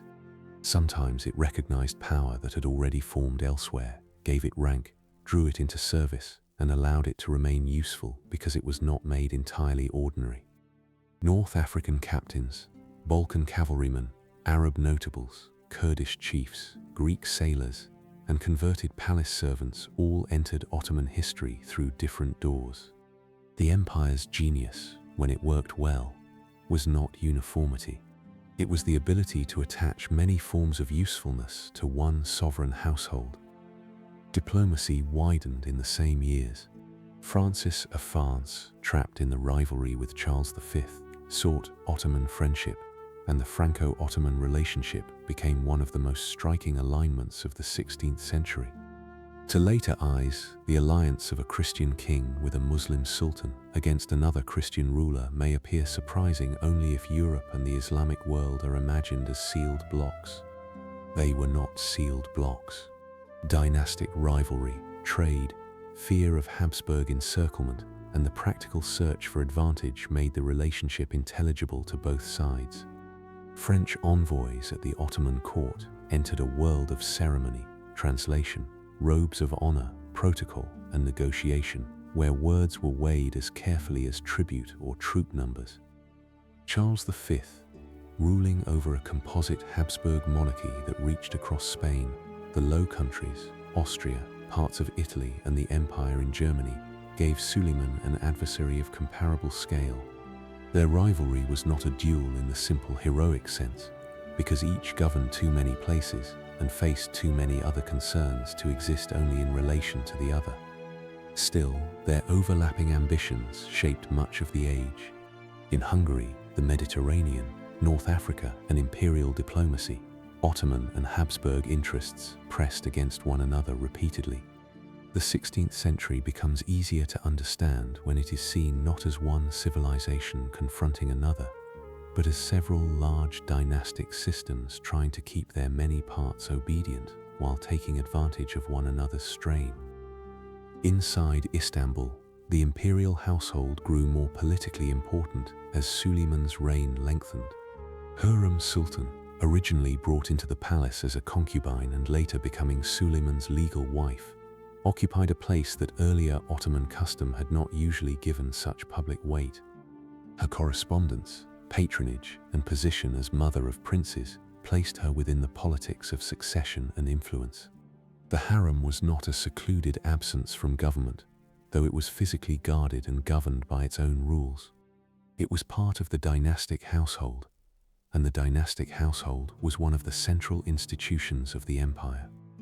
Hürrem's foundations, including her charitable complex in Istanbul and her works connected with Jerusalem, show how palace women used patronage to mark space, piety, and legitimacy. Such buildings fed people, housed travelers, supported worship, and inscribed the donor's name into the city's routines. Patronage was never only personal devotion, though devotion could be sincere. It also made political presence visible in stone, water, bread, and prayer. A listener accustomed to modern states may think first of ministries and laws, but in the Ottoman world, a kitchen attached to a foundation could be one of the ways power became familiar. Ibrahim Pasha's fall in 1536 revealed the insecurity that could accompany nearness to Suleiman. Raised high from the world of palace service, married into the dynasty, entrusted with campaigns and diplomacy, Ibrahim had come to embody the confidence of the early reign. His palace stood near the hippodrome, and his authority was visible enough that later writers searched for signs of excessive pride. The exact mixture of causes behind his execution remains difficult to reduce. Rivalry, distrust, court politics, foreign policy, and the dangers of appearing too great beneath the Sultan all belong to the explanation. Suleiman's order could elevate a servant to magnificence, then remove him without allowing that magnificence to become independent. The gentle silence owed to private suffering is especially necessary around the family tragedies of Suleiman's later reign. Shehzade Mustafa, his son by Mahidevran, was widely respected by soldiers and many observers, and his possible succession became entangled with the interests of Hürrem, Rustem Pasha, and the princes born to Hürrem. In 1553, during a campaign against Safavid Iran, Mustafa was executed by his father's order. The event shook the army and entered Ottoman memory as one of the sorrowful moments of the dynasty. It need not be dwelt upon physically to be understood. A father who ruled an empire had acted as sovereign against his son, and the political household carried the wound. Rustem Pasha, Grand Vizier and husband of Suleiman's daughter Mihrimah Sultan, stood close to the politics that surrounded Mustafa's death. His career also shows the immense influence available to those tied into the palace through marriage, office, and trust. Mihrimah herself became a major patron, and the great architect Sinan, whose works belong so strongly to the visual memory of the Ottoman 16th century, built mosques and complexes associated with members of the imperial family. These patronage networks gave Istanbul and other cities their public form. The domes and courtyards of the age were not separate from politics. They were politics given durable shape. Sinan's career belongs only partly to this chapter, but it cannot be absent from Suleiman's world.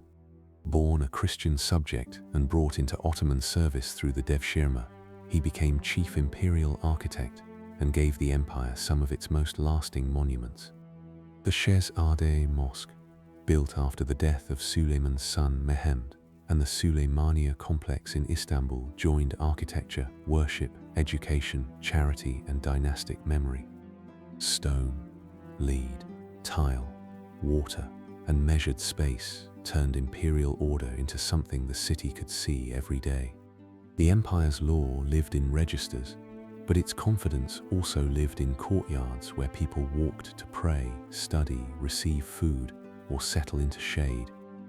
Beyond Istanbul, Suleiman's wars with the Safavids continued the eastern pattern established under Selim.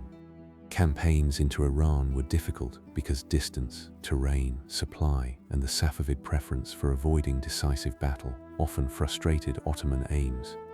Baghdad, taken in 1534, remained a central gain, but eastern warfare did not offer the same kind of stable resolution that a city conquest might seem to promise. The frontier between Ottoman and Safavid worlds was religious, political, tribal, and geographic at once. Kurdish emirates, border fortresses, pilgrimage routes, and contested towns all formed part of the long negotiation between the two empires.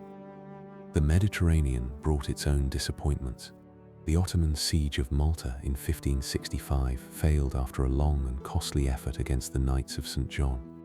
Malta's resistance did not undo Ottoman sea power, but it showed that the Western Mediterranean remained difficult and that fortified islands could consume imperial strength without yielding strategic certainty.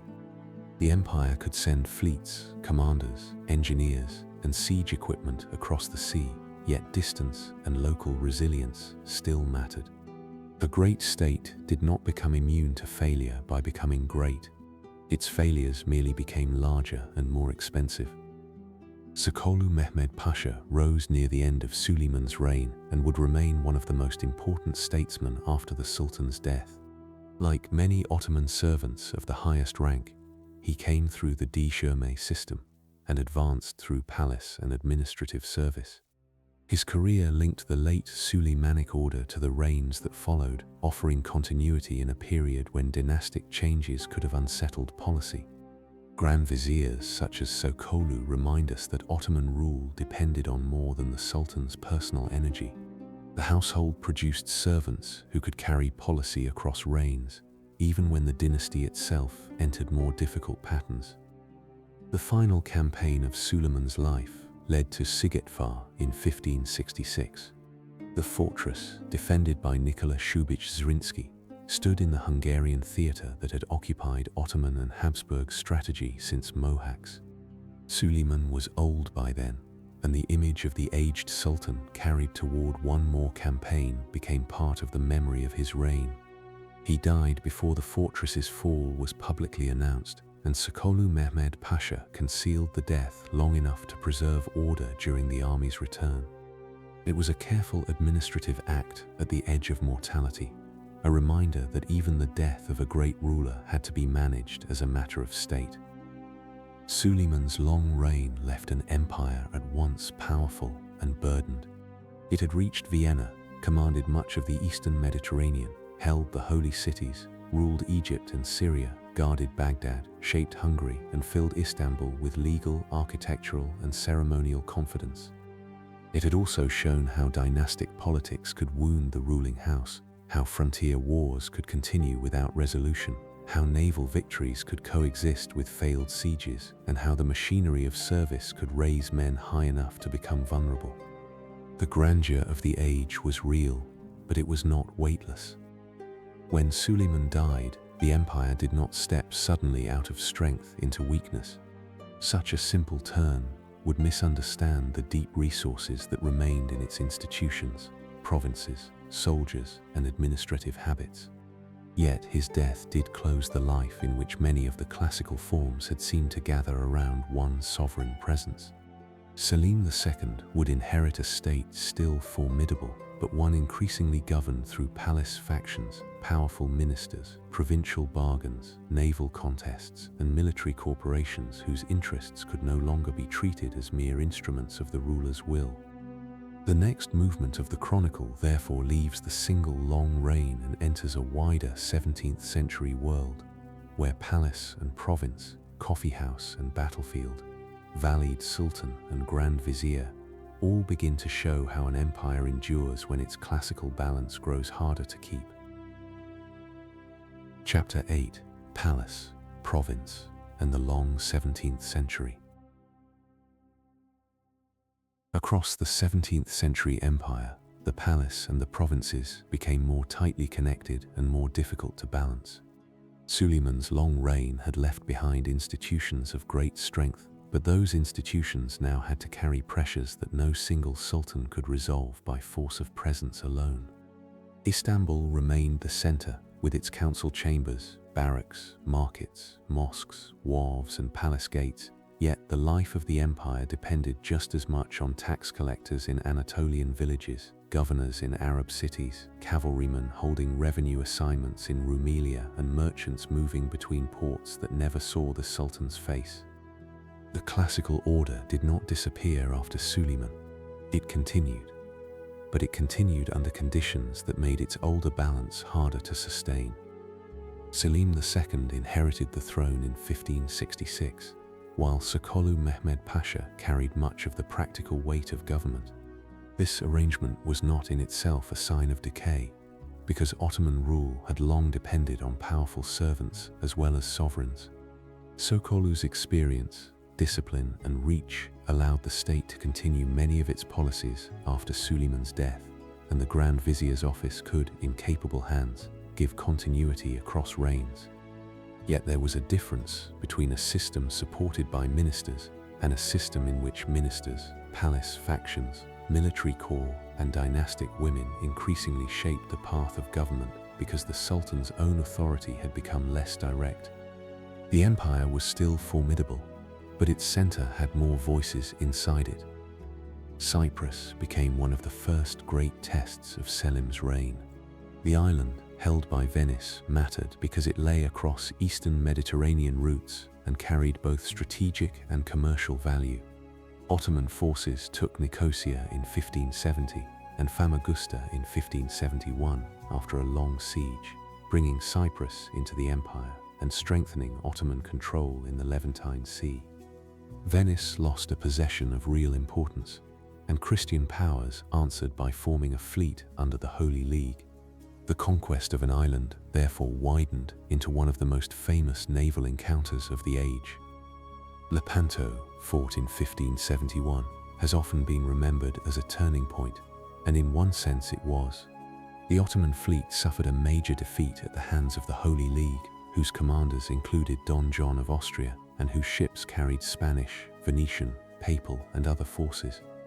The battle shocked the Ottoman world and gave Catholic Europe a victory that carried immense emotional force. Yet Lepanto did not end Ottoman naval power, because the empire rebuilt much of its fleet with remarkable speed. The calmer conclusion is more interesting than either triumphal memory allows. The battle showed that Ottoman power at sea could be checked, while the recovery showed that it could not yet be dismissed. The replacement of ships after Lepanto required timber, rope, iron, pitch, canvas, skilled labor, and administrative command over forests and shipyards. The imperial arsenal at Istanbul, with its workers and stores, mattered as much as admirals did. Ottoman officials could draw materials from the Black Sea, Anatolia, and the Balkans, then feed them into a naval system that restored the visible form of power even after a serious defeat. A fleet was not only a set of vessels on water, it was a chain of forests, accounts, craftsmen, wages, dockyards, and orders, all reaching back into the provinces. Murad III's reign brought further changes in the palace world. The Sultan's household had always been political, but the later 16th and 17th centuries made that fact more visible. Princes were no longer sent as regularly to govern provinces in the older manner, where they had learned administration, built households, and gathered experience before succession. Increasingly, princes lived under palace confinement, a practice that reduced the danger of provincial rebellion by royal sons, but also narrowed their preparation for rule. This was one of the empire's quiet institutional trades. One kind of danger was contained by accepting another. The Valide Sultan, the mother of the reigning sultan, became an especially important figure in this palace order. Her influence did not come from a modern public office, but from dynastic motherhood, patronage, access, correspondence, and control within the household. Kosum Sultan, who would dominate much of the early 17th century palace world, rose within this structure and became one of the most consequential women in Ottoman political history. Her power was not an exception to the system, so much as an expression of how the system worked when young or inexperienced sultans sat on the throne. The palace was guarded, hierarchical, and secluded in many of its spaces, yet it was never outside politics. Beyond the palace, Anatolia endured the long disorder associated with the Silali rebellions. These uprisings and bandit movements drew from many causes: military change, inflation, taxation, the weakening of older land arrangements, unemployed soldiers, local grievances, and the wider instability of a state fighting expensive wars. Villagers could find themselves pressed by tax demands, irregular troops, and insecurity along roads that had once tied ordinary life to imperial order. Some people abandoned fields, some sought protection from local magnates, and some entered the moving bands that troubled the countryside. The empire did not cease to govern Anatolia, but in many districts government became something negotiated through fear, payment, and local force. The Silali crisis reveals why the word decline is too blunt for the 17th century. The empire still won wars, appointed governors, collected revenue, built mosques, controlled major cities, and negotiated with foreign powers. At the same time, the relationship between the center and the countryside was changing under fiscal and military strain. Revenue farming grew more important, cash needs increased, and provincial notables found opportunities to strengthen themselves. The old-timer cavalry order did not vanish in a single moment, but the balance between land revenue, military service, and central control became less stable than it had once been. Coffee houses belonged to this same changing world, not as decoration, but as social institutions. Coffee had spread through Ottoman cities during the 16th century, and by the 17th century coffeehouses offered places where men gathered to talk, listen, conduct business, hear news, play games, and sometimes attract official suspicion. A government that valued order could view such spaces uneasily, because conversation itself could become a political matter when soldiers, students, artisans, and idlers shared the same room. The smell of roasted coffee and pipe smoke in an Istanbul coffeehouse was not separate from history. It belonged to the daily texture of an urban society whose public opinion, though not modern, could still trouble rulers. Osman II came to the throne in 1618 as a young sultan, and soon faced the difficulty of reforming military power from within. His campaign against Poland-Lithuania, ending with the settlement after Khotyn in 1621, disappointed him and sharpened his distrust of the Janissaries. The corps had once embodied disciplined service to the Sultan, but by this period its members had become deeply tied to Istanbul's economic and social life, with privileges, networks, and corporate identity of their own. Osman seems to have considered creating a new military force, perhaps drawing on Anatolian, Arab, or other provincial manpower, and such an intention threatened those whose status rested on the existing order. A reforming sultan could be dangerous to his own servants, but servants organized in the capital could be dangerous to a reforming sultan. The deposition and death of Osman II in 1622 formed one of the most disturbing political moments of Ottoman history. Janissary revolt and palace opposition converged. The young ruler was removed, and he was killed soon afterward. The details need no harsh lingering. What matters for the chronicle is that a reigning sultan, the center of the dynasty's sacred and political authority, had been made vulnerable to the armed corporate power of his own capital. After Osman II, no thoughtful observer could imagine that the old relationship between sovereign and military household remained untouched. Murad IV's reign brought a different kind of force back to the center. Coming to the throne as a child, he first ruled under the influence of his mother, Kosum Sultan, and the factions around the palace. As he reached adulthood, he asserted authority with severity, seeking to discipline the capital, restrain disorder, and restore military effectiveness. His campaigns against the Safavids recovered Yerevan for a time and, more lastingly, Baghdad in 1638. The recapture of Baghdad mattered because the city carried strategic and symbolic importance, and its return to Ottoman rule helped settle, for a period, the eastern contest with Iran. The Treaty of Zuhab in 1639 established a boundary between the Ottoman and Safavid worlds that, with variations, shaped later frontiers between Ottoman Iraq and Iran. This was a quieter result than conquest, but perhaps more durable. After generations of struggle, the two empires had reached a framework that acknowledged limits, and limits can be among the most useful achievements of states. Baghdad, eastern Anatolia, Kurdish principalities, pilgrimage routes, and frontier fortresses all remained important. Yet the Eastern War no longer dominated the empire in quite the same way.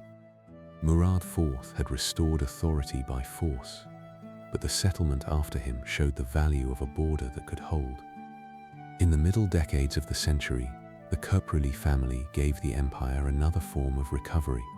Köprülü Mehmed Pasha became Grand Vizier in 1656 under Mehmed IV, taking office on terms that gave him unusual authority to act. His rule was severe, but it restored discipline to parts of the administration and army at a moment when the state faced military, fiscal, and political strain. His son, Köprülü Fazıl Ahmed Pasha, continued the family's prominence and presided over successes including the final Ottoman conquest of Crete after the long war with Venice. This was not a helpless empire drifting downward. It was a state still capable of reform through powerful households of service. The Cretan War, lasting from 1645 to 1669, showed both the reach and the cost of Ottoman persistence. Candia, the great fortress city of the island, endured one of the longest sieges in early modern history before finally surrendering. Ships, soldiers, engineers, miners, supplies and money moved across years of effort, while Venice drew support from other Christian powers and defended its remaining position with determination.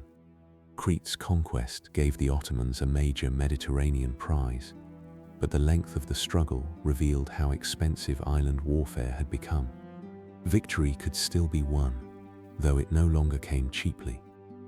Evliya Çelebi, the great Ottoman traveler and writer, moved through this century with an eye unlike that of any sultan or grand vizier. His book of travels carried observations of cities, roads, dialects, fortresses, ceremonies, trades, foods, shrines, and marvels across the empire and beyond it.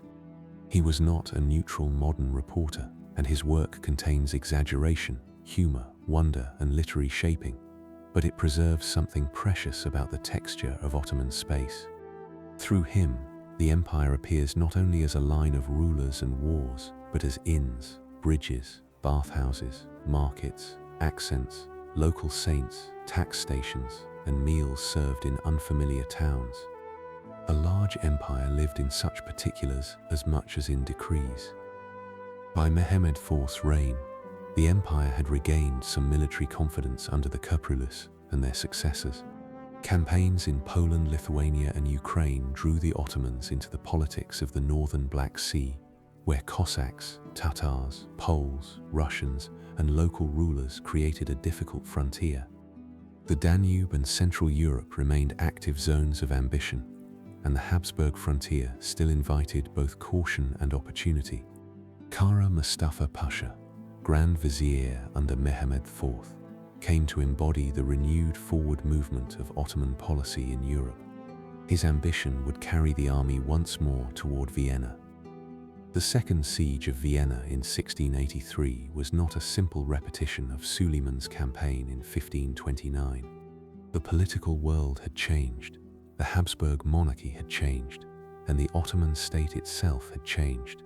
Kara Mustafa led a large army through Hungary, supported by vassal and allied forces, and the siege placed the city under heavy pressure.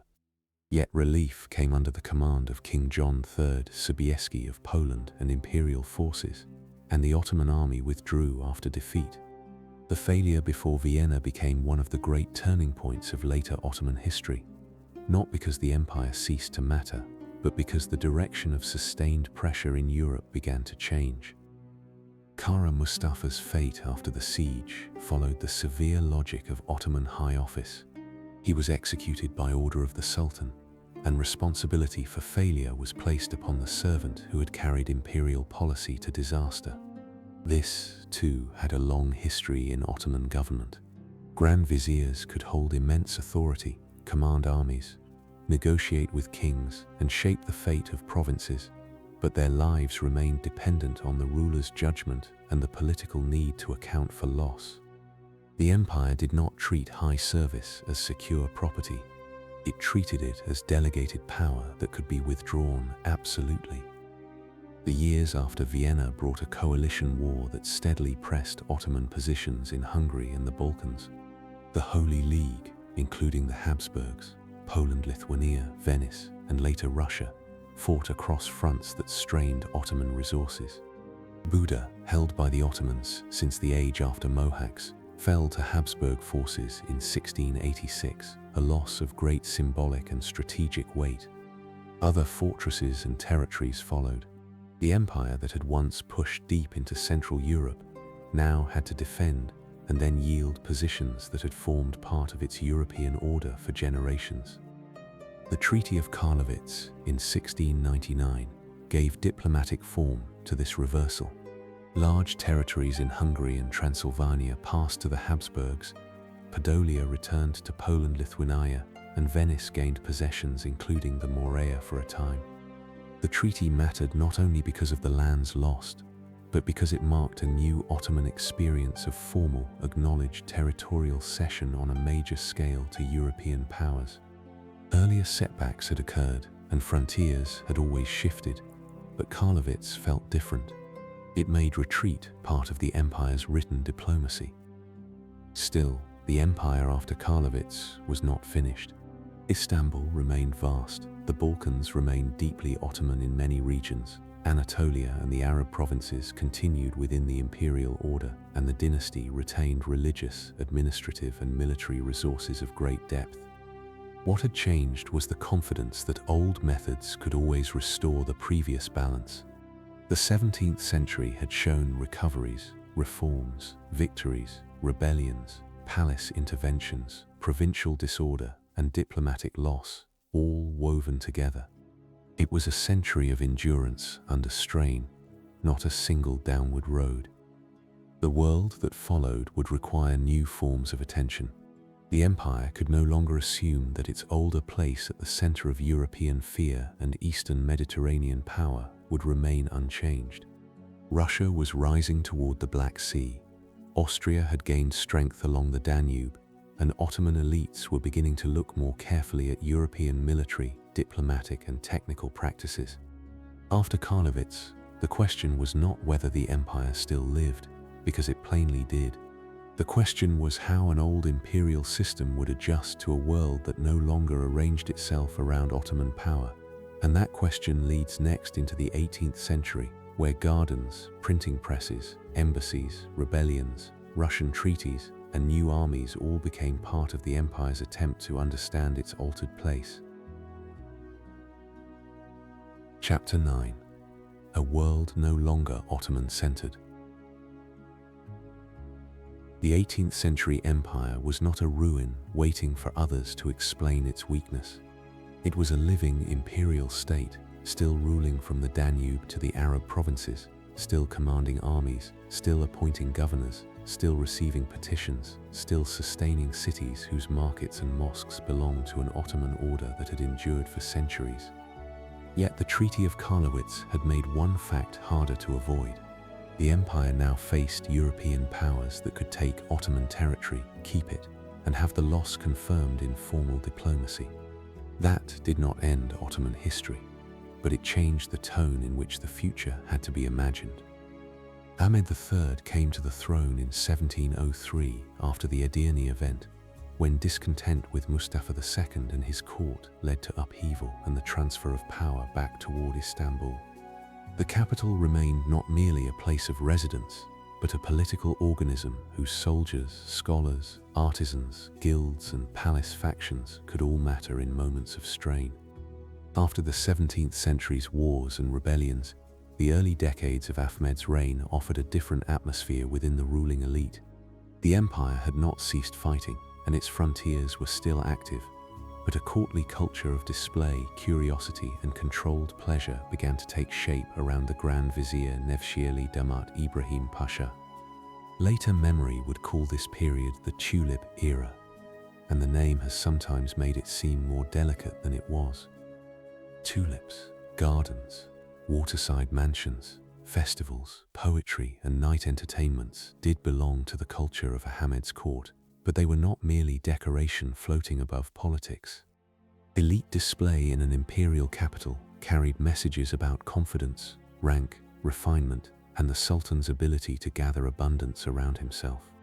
Along the Bosporus and the Golden Horn, members of the ruling class built residences and arranged entertainments that drew on older Ottoman tastes and newer interests arriving through diplomatic contact with Europe. The flower that gave the era its later name was cultivated, exchanged, and admired with extraordinary care.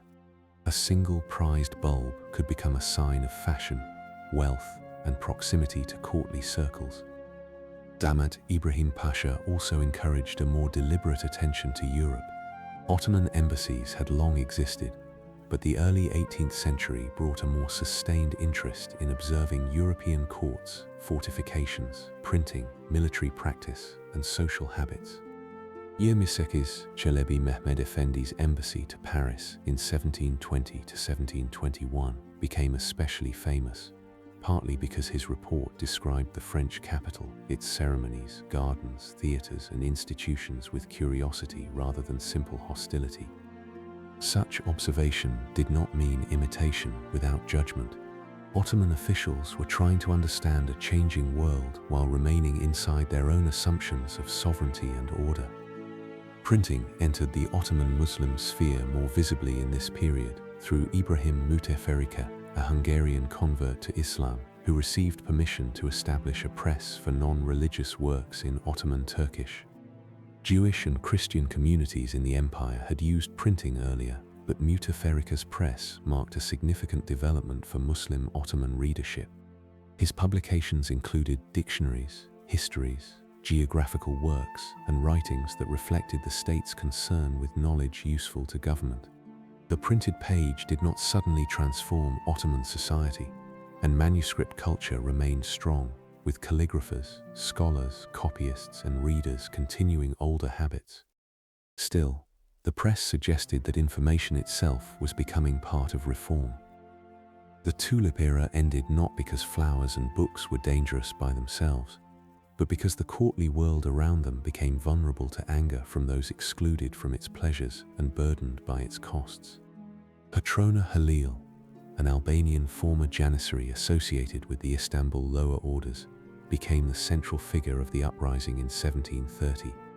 Discontent drew together soldiers, artisans, and urban groups troubled by taxes, inflation, elite extravagance, and military failure against Persia. The rebellion moved through the capital with enough force to bring down Damat Ibrahim Pasha and compel Ahmed III to abdicate. A court that had cultivated refinement discovered that the city around it was not merely an audience. Patrona Halil's uprising deserves closer attention because it shows how Ottoman politics could still be made in the streets of Istanbul. The rebels did not offer a modern revolutionary program, nor were they only a mob without political meaning. They acted within recognizable Ottoman expectations. The ruler should uphold justice, restrain corrupt ministers, protect the moral order, and prevent elite excess from injuring the community. Petrona's own authority was brief, and he was later killed after Mahmud I's succession, but the rebellion had already made its point. Reform and courtly experiment would have to reckon with soldiers and commoners who believed they had a right to judge the visible conduct of power. Mahmud I inherited an empire still facing eastern and northern problems. War with Persia under Nadir Shah demanded attention, while Russia and Austria remained constant concerns. The Ottoman state had regained some territory from Venice after the Treaty of Passarowitz, and then lost other ground in later wars, revealing how unstable the balance could be. Diplomacy became as important as campaign, because the empire now inhabited a European state system in which alliances, mediators, envoys, and treaty language shaped outcomes as surely as armies did. The old sultanic posture of universal sovereignty persisted, but it had to live with negotiations conducted among powers that increasingly treated one another as members of a shared diplomatic world. Russia's rise was the most consequential change of all. Under Peter the Great and his successors, Russian power pressed toward the Black Sea, the Caucasus, Poland, and the Orthodox Christian populations of southeastern Europe. The Black Sea had once been close to an Ottoman lake, guarded through the Crimean Khanate, coastal fortresses, and control of the straits. As Russia expanded southward, that old arrangement came under pressure. The Crimean Tars, long vassals and allies of the Ottoman Sultan, had provided cavalry, frontier force, and a buffer against northern powers. Their position would become increasingly precarious as the century moved on. Mustafa III, who ruled from 1757 to 1774, understood that the empire faced serious military difficulties. He supported efforts to improve artillery, engineering, and naval organization, drawing on European expertise where it seemed useful. The Hungarian-born Baron de Tott served in Ottoman military reform and helped with artillery and fortification work, one sign of a wider Ottoman willingness to borrow techniques without accepting political subordination. Reform in this sense was practical and selective. A cannon could be improved, a drill adjusted, a school opened, and a fortress redesigned without anyone believing that the empire had ceased to be itself. The war with Russia that began in 1768 exposed the limits of such efforts. Russian armies advanced with success, and the destruction of the Ottoman fleet at Cheshme in 1770 by a Russian squadron that had sailed from the Baltic into the Mediterranean struck at Ottoman naval confidence. Cheshme was not simply a battle far from the capital. It revealed the reach of Russian strategy and the vulnerability of Ottoman sea power in a century when European navies could operate over great distances. The empire had rebuilt after Lepanto 200 years earlier, but the context was no longer the same. The Treaty of Küçük-Kaynarca in 1774, signed under Abdülhamid I after Mustafa III's death, became one of the most important diplomatic documents in Ottoman history. Its terms recognized the independence of the Crimean Khanate from Ottoman suzerainty, though that independence would soon prove fragile under Russian influence. Russia gained territory, commercial rights, and access connected to the Black Sea, while the treaty's language concerning Orthodox Christians and religious representation opened paths for later Russian claims of protection. The exact legal meaning of those clauses would be argued, but their political usefulness was clear enough. A treaty could become a tool that worked long after the armies had stopped moving. Crimea's loss carried a pain that was more than strategic. The Khanate had been tied to the Ottoman world since the 15th century, and the Giray dynasty had stood in a relationship of vassalage, alliance, and shared Islamic legitimacy with the Sultan. When Russia annexed Crimea in 1783, the blow touched the imagination of Ottoman sovereignty.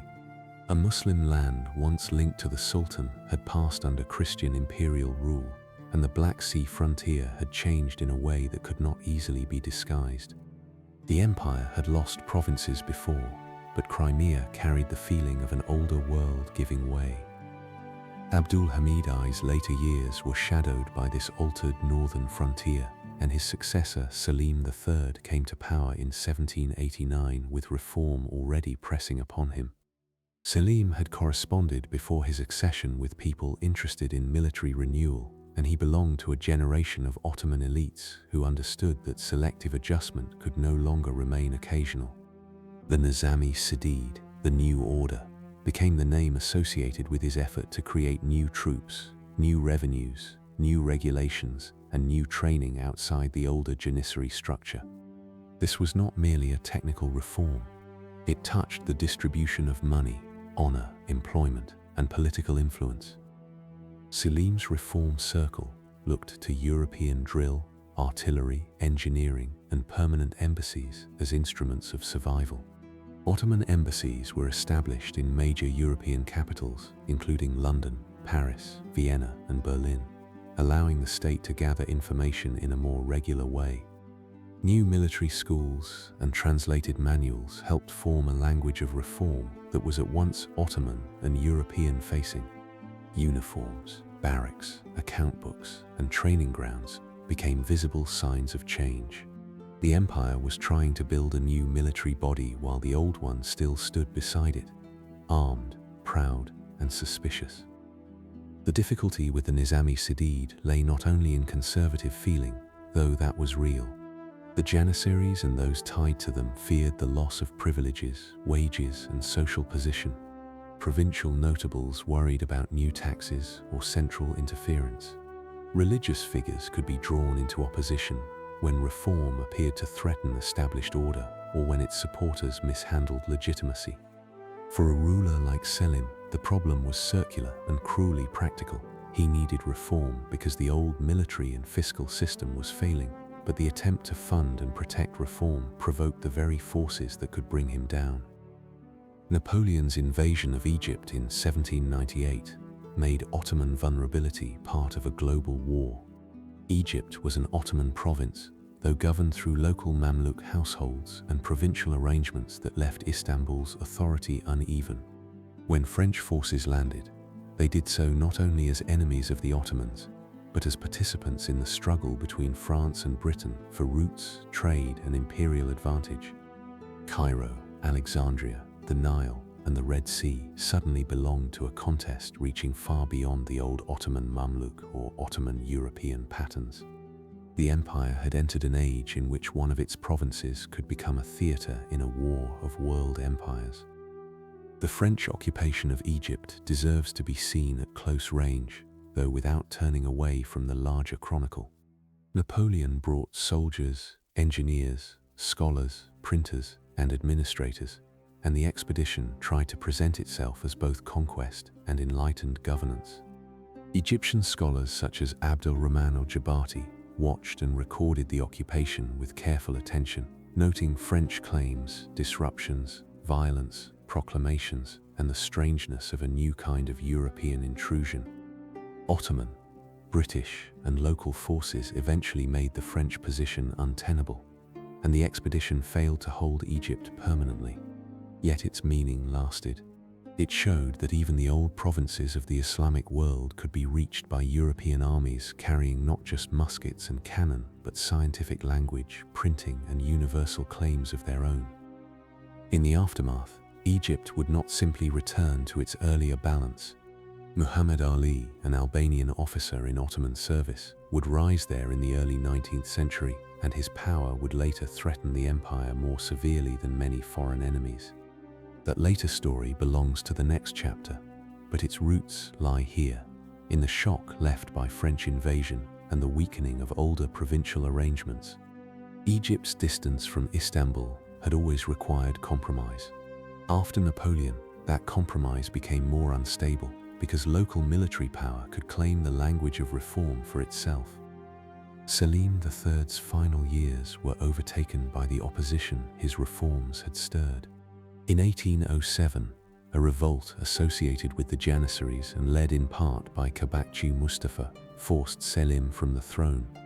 The Nizami Sadid troops were dissolved and Mustafa IV was placed in power.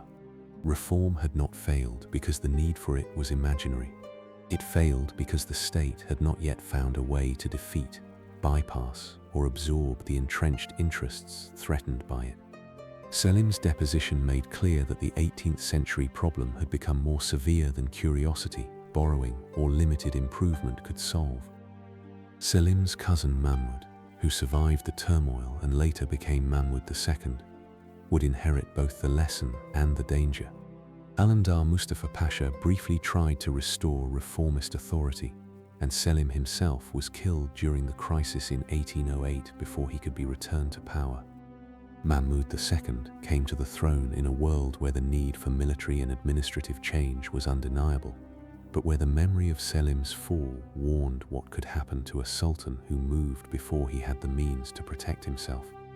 The next stage of Ottoman reform would therefore be harsher, more centralizing, and more willing to break the old core that earlier rulers had tried to manage.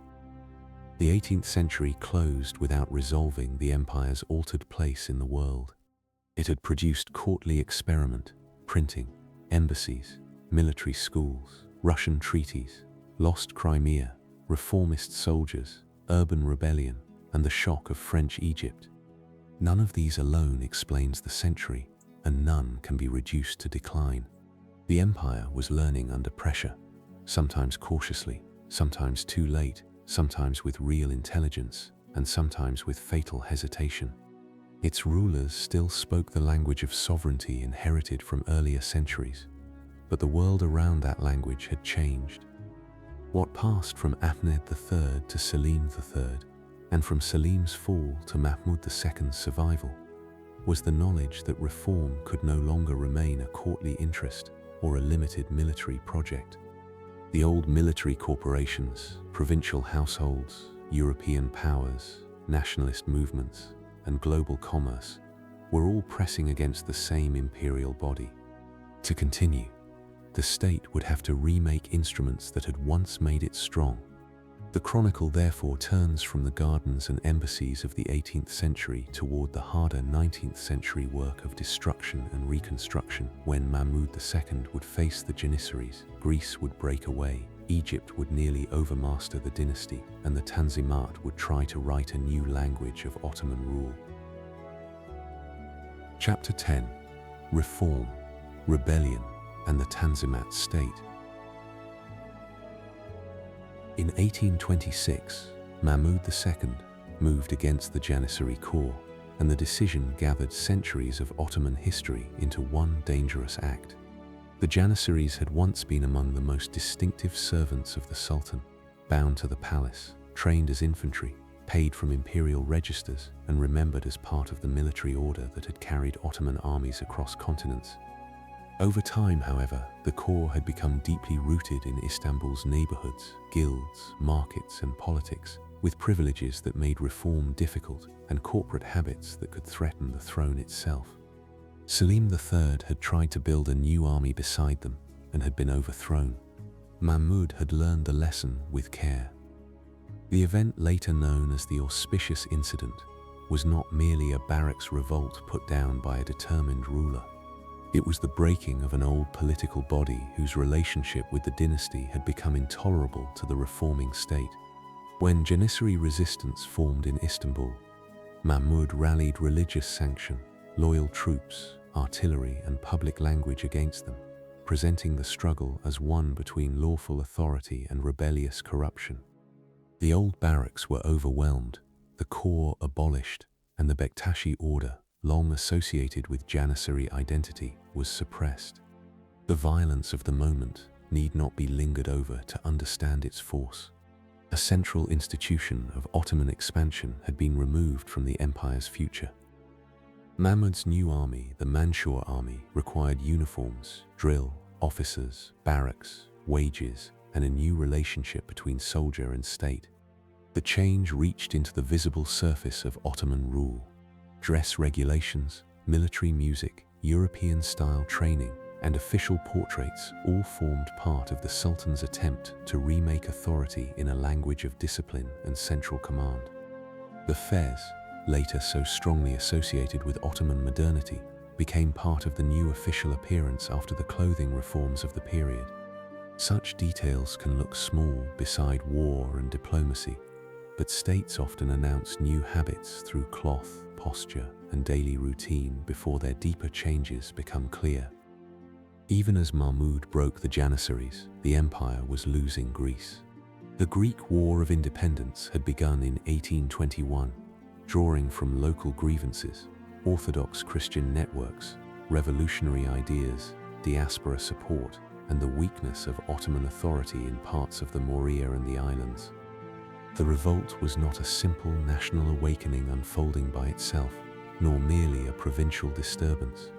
It belonged to the age of European Philhellenism, Russian interest in Orthodox Christians, Ottoman efforts to restore order, and the willingness of Britain, France, and Russia to intervene when the conflict could be fitted into their own diplomacy.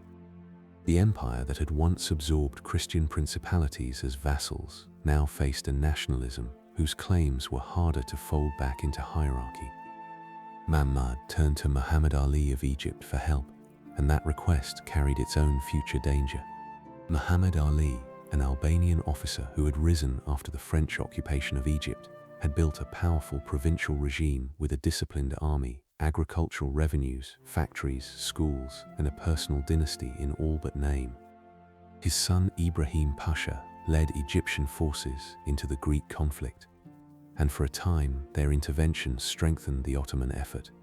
Yet the destruction of the Ottoman Egyptian fleet by Britain, France, and Russia at Navarino in 1827 changed the war's course. The sea again became the place where Ottoman weakness was made visible.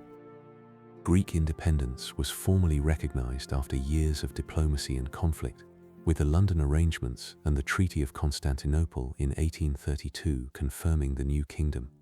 For the Ottoman state, the loss mattered not only because territory had gone, but because it showed how European powers could transform an internal rebellion into an international settlement. The old imperial language of subject and sovereign could not easily answer a world in which nationality, religion, and great power diplomacy combined to redraw borders. Greece became small at first, yet its existence carried a larger meaning.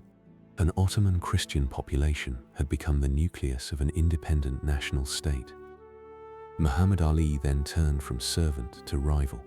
Dissatisfied with the rewards granted for his help in Greece and ambitious for wider control, he sent Ibrahim Pasha into Syria in 1831.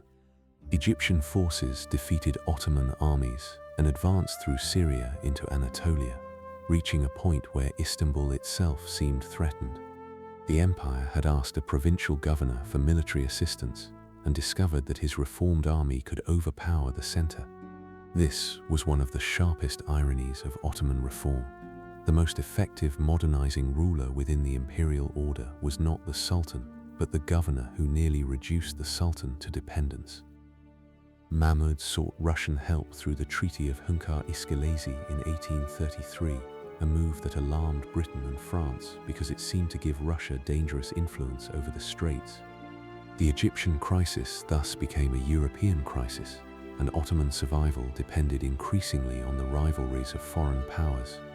A second war with Muhammad Ali in the late 1830s again exposed Ottoman weakness, especially after the defeat at Nizip in 1839. Mahmud died that same year, before the full settlement of the crisis, leaving his young son Abdulmajid the Fierce to inherit an empire whose need for reform could no longer be hidden behind ceremony. The Hatti Sherif of Gulhane, proclaimed in 1839, marked the formal beginning of the Tanzimat era. Mustafa Reshid Pasha, shaped by diplomacy and aware of European expectations, helped frame a decree that promised security of life, honor and property, regular taxation, orderly conscription, and a more predictable legal order for the Sultan's subjects. The decree was read in the garden near Topkapi Palace before officials, foreign representatives, and dignitaries, turning reform into public imperial language. Its promises were not immediately fulfilled everywhere, and many subjects encountered reform unevenly. Still, the document mattered because the state now described its own survival through law, regularity, and equal protection, rather than through older formulas alone.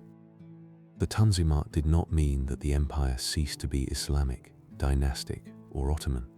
Reformers, such as Reshid Pasha, believed they were preserving the state by giving it stronger institutions, more reliable revenue, and a language that European powers could not so easily dismiss. New ministries, councils, courts, schools, and regulations appeared, and the bureaucracy grew in importance. Scribes and officials trained in new ways became the carriers of change, moving paper through offices that increasingly resembled the administrative states of 19th century Europe. A decree in Istanbul, however, still had to become practice in Damascus, Salonika, Erzurum, Bosnia, Baghdad, or a village whose inhabitants cared most about taxes, conscription, and local justice. Military reform continued through schools and technical training. The empire needed officers who could read maps, use modern artillery, manage supply, and understand engineering. Medical schools, military academies, translation bureaus, and printed manuals all formed part of this effort to create a new class of servants. The old household patterns of Ottoman service did not vanish at once, but their center of gravity shifted toward education and bureaucracy. A young man who entered a school in Istanbul might now find advancement through examinations, languages, mathematics, and office work, rather than through the older channels of palace formation alone. The Crimean War in the 1850s seemed for a time to restore Ottoman standing. Britain and France fought beside the empire against Russia, and the war made the Ottoman state part of a European alliance rather than merely an object of European concern. The defense of the empire's territorial integrity became a diplomatic principle for those powers that feared Russian expansion more than Ottoman weakness. Yet, alliance carried costs. War required loans, and the empire borrowed heavily from European financial markets for the first time. Debt, like military defeat, could become a form of dependence that entered quietly through contracts rather than armies. The Hatti Humayun of 1856, issued during the diplomatic settlement of the Crimean War, renewed and expanded reform promises, especially regarding the status of non-Muslim subjects. It spoke in the language of equality before the law, access to office, religious rights, and administrative improvement. For European powers, these promises were tied to diplomacy and intervention. For Ottoman reformers, they were tied to the hope of creating a common Ottoman citizenship that could soften separatist nationalism. Many Muslim subjects viewed aspects of these changes with unease, fearing loss of status or foreign intrusion. Many non-Muslim subjects found the promises incomplete or inconsistently applied. The reform decree therefore became both a statement of imperial ambition and a field of argument. Steamships, telegraph lines, railways, and quarantine stations changed the empire's practical texture during these decades. Steam made travel and administration faster across seas and rivers, while telegraph wires allowed news and orders to move with a speed earlier officials could hardly have imagined. Quarantine stations, established in response to plague, cholera, and international sanitary pressure, placed medicine, commerce, pilgrimage, and state surveillance within the same institutions. Railways began slowly and unevenly, but they pointed toward a future in which provinces could be tied to the center by iron routes as well as by officials and soldiers. Modern government arrived not only as an idea, but as cables, timetables, forms, and inspection. Abdülmecit's reign carried the optimism and strain of reform, while Abdulaziz, who succeeded in 1861, inherited its growing burdens. The empire built a larger navy, expanded schools, supported new administrative projects, and tried to sustain prestige in a Europe that measured states by armies, fleets, budgets, and visible institutions. Abdulaziz traveled to Europe in 1867, visiting Paris, London, and other capitals, a striking act for an Ottoman sultan and a sign of how diplomacy had changed. The ruler who possessed Istanbul now appeared in European courts as a sovereign among sovereigns, received with ceremony but judged by standards not entirely his own. Financial pressure deepened. Foreign loans helped pay for war, reform, infrastructure, and court expenditure, but repayment became increasingly difficult. In 1875, the empire partially defaulted on its debt, and the crisis weakened confidence at a moment when provincial unrest and international pressure were also rising. Bosnia and Herzegovina entered rebellion, Bulgaria became the site of revolt and harsh suppression, and European public opinion turned sharply against the Ottoman government. Reform had been intended to strengthen imperial unity, yet the empire faced nationalist movements that no legal promise could fully contain. The language of Ottoman citizenship competed with the language of national liberation, and the latter grew stronger in many places. Midhat Pasha emerged as one of the leading constitutional reformers of this unsettled age. He had served as an energetic provincial governor, especially in the Danube Vilayet, where administrative reform, roads, schools, security, and provincial councils were pursued with unusual vigor. His career reflected the Tanzimat belief that government could be improved through law, representation, and disciplined administration. In the crisis of 1876, Abdulaziz was deposed. Murad II briefly took the throne and was removed because of mental incapacity, and Abdulhamid II became sultan under pressure to accept constitutional rule. The old dynasty remained, but its form of government was now openly debated by its own servants. The Ottoman Constitution of 1876 created a parliament and promised a new political arrangement within the empire. Its appearance was partly a genuine reformist project and partly a response to diplomatic crisis, especially the need to show Europe that the empire could govern its peoples through lawful representation. Deputies from different provinces and communities gathered, carrying with them the immense diversity of the Ottoman lands. The parliament did not erase hierarchy, suspicion, or conflict, but it gave a public form to the idea that Muslims, Christians, Jews, Turks, Arabs, Armenians, Greeks, Slavs, Albanians, and others might belong to a common political order. It was an ambitious answer to an almost impossible question. The answer was soon tested by war. Russia, presenting itself as protector of Orthodox Christians and responding to Balkan crises, entered war against the empire in 1877.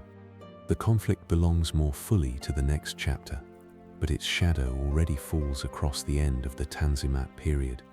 Reform had changed the Ottoman state profoundly, breaking the janissaries, building new offices, issuing new legal promises, borrowing money, sending students, laying wires, and opening parliament. It had not solved the empire's military vulnerability, provincial unrest, fiscal dependence, or the challenge of nationalism. A state can remake many of its instruments and still find the world moving faster than its repairs. By the time the first constitutional period opened, the Ottoman Empire was no longer the empire of Suleiman, nor even the empire of Selim III. It was a 19th century state with ministries, laws, debts, railways, newspapers, schools, embassies, and reforming officials who thought in the language of citizenship and centralization.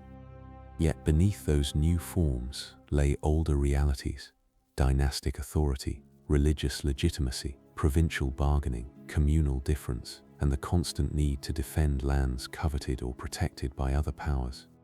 The Tanzimat had tried to make Ottoman rule more regular and inclusive, but it had also made promises that raised expectations and exposed contradictions. The next movement of the chronicle begins where this reforming hope meets defeat. Abdulhamid II would inherit parliament, war, debt, displaced populations, foreign scrutiny, and a state whose survival seemed to require both modernization and control. He would suspend the constitution, rule from the palace, build schools and railways, watch his provinces carefully, and speak more strongly in the language of Islamic legitimacy. The empire that had tried to save itself through reform now entered an age of centralization, suspicion, nationalism, and late imperial endurance, with the old question still unresolved: how could so many peoples remain under one sovereign when the century increasingly taught them to imagine sovereignty for themselves? Chapter 11: Abdul Hamid, Empire and national age. Parliament, palace, school, railway, police report, and provincial office all became parts of late Ottoman politics under Abdülhamid II. The Constitution of 1876 had opened a chamber in which deputies from the empire's many peoples might speak in the name of a shared Ottoman citizenship. But the war that followed almost immediately placed that fragile experiment under unbearable strain. Russia advanced through the Balkans and the Caucasus in 1877 and 1878, while Ottoman armies tried to defend an empire whose reforms had not yet made it secure. What the Tanzimat had promised in law, the battlefield now tested in mud, snow, fortresses, refugee roads, and diplomatic rooms far from the people whose futures were being decided. The Russo-Turkish War was a disaster of territory and confidence. Osman Pasha's defense of Plevna became one of the great Ottoman military episodes of the century, admired even by enemies for its endurance, and for a time it slowed the Russian advance through the Balkans. Yet courage at one fortress could not repair the larger imbalance. Russian forces eventually moved close enough to Istanbul that the capital itself felt the nearness of defeat, and the preliminary Treaty of San Stefano in 1878 proposed a settlement that would have greatly enlarged Bulgaria under Russian influence. For Britain, Austria-Hungary and other powers, such a settlement threatened the European balance, so the Ottoman defeat moved from the battlefield into Congress diplomacy. The Congress of Berlin in 1878 redrew the consequences. Serbia, Montenegro and Romania gained full independence. Bulgaria was reduced from the San Stefano settlement but still made autonomous in part. Bosnia and Herzegovina passed into Austro-Hungarian occupation, and Britain took administrative control of Cyprus. The treaty did not merely subtract lands. It announced again that Ottoman territory could be discussed, divided, guaranteed, or supervised by European powers who spoke the language of balance, protection, and reform. For the empire's Muslim refugees, many of them displaced from the Balkans and the Caucasus, diplomacy did not feel abstract. It meant carts, crowded roads, lost houses, resettlement, and the bitterness that comes when imperial retreat becomes family memory. Abdülhamid responded to this world by suspending parliament in 1878. The constitution remained in name, but its representative life was closed, and the Sultan began to rule through a centralized palace system based at Yıldız. This act is often treated simply as despotism, and it was certainly an authoritarian turn, with censorship, surveillance, and police networks becoming central to the reign. Yet Abdülhamid's decision also came from a particular reading of crisis. He believed that open parliamentary politics, foreign interference, communal rivalry, and war had made the empire too vulnerable for constitutional debate.